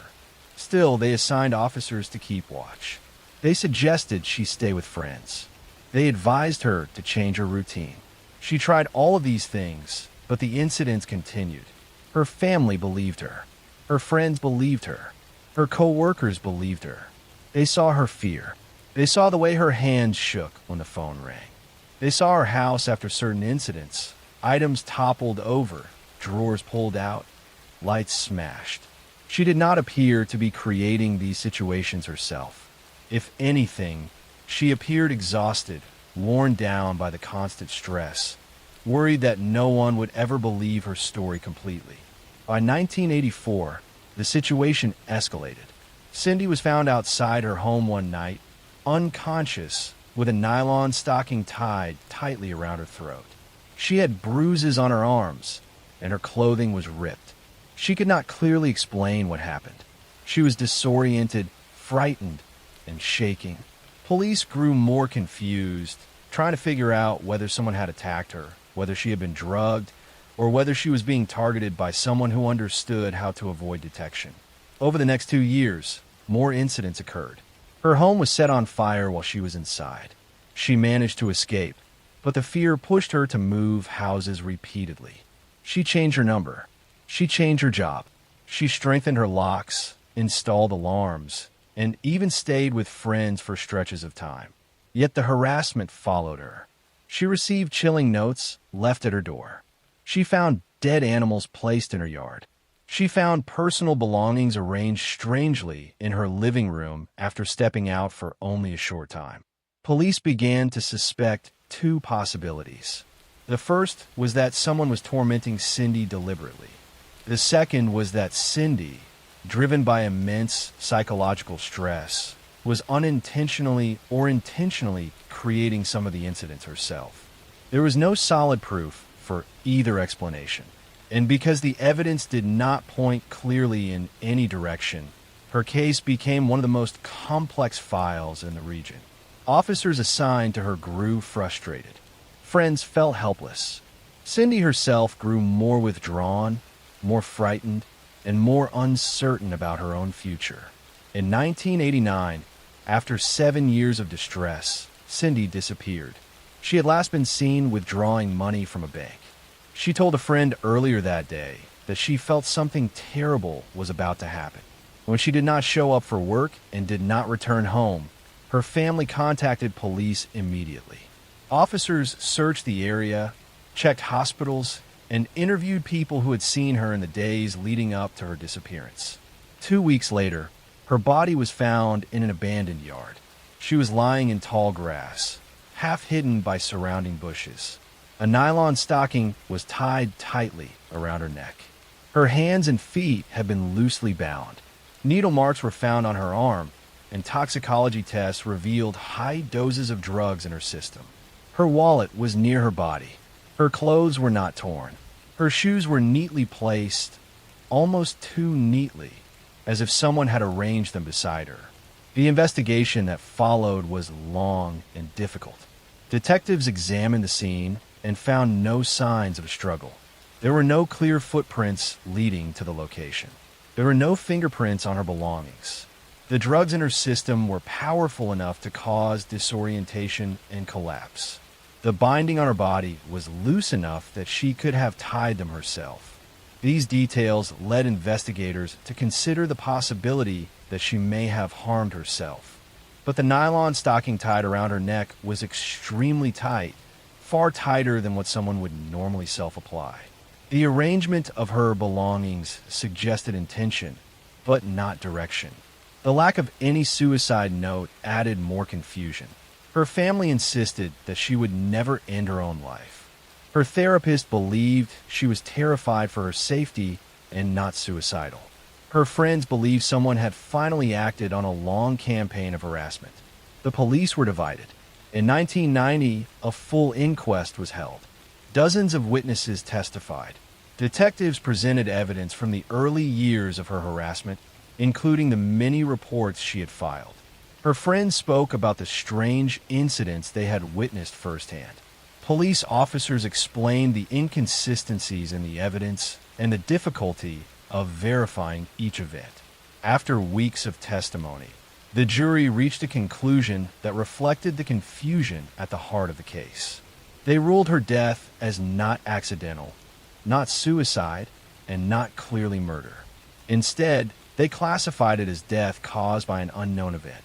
Even though the legal classification remained uncertain, the general consensus among many investigators, including those who worked closely on her file, was that someone had harmed her. She had been found tied, drugged, and strangled. The stocking was tied with force. The scene appeared staged, not chaotic. These were details that pointed toward the involvement of another person, someone who had followed her movements, understood her routines, and had the patience to wait for the right moment. Today, the death of Cindy James remains one of the most mysterious and heavily debated cases in Canadian history. Some believe a former partner may have been responsible. Some believe she was targeted by someone unknown. Some believe she lived under immense psychological stress due to the harassment she experienced, making her reactions vary between fear and confusion. But what everyone agrees on is that Cindy lived in constant distress for years. This ends volume 86. Thank you for staying with me tonight. Now the rain sound will take over. Relax your body, quiet your mind, and drift into sleep.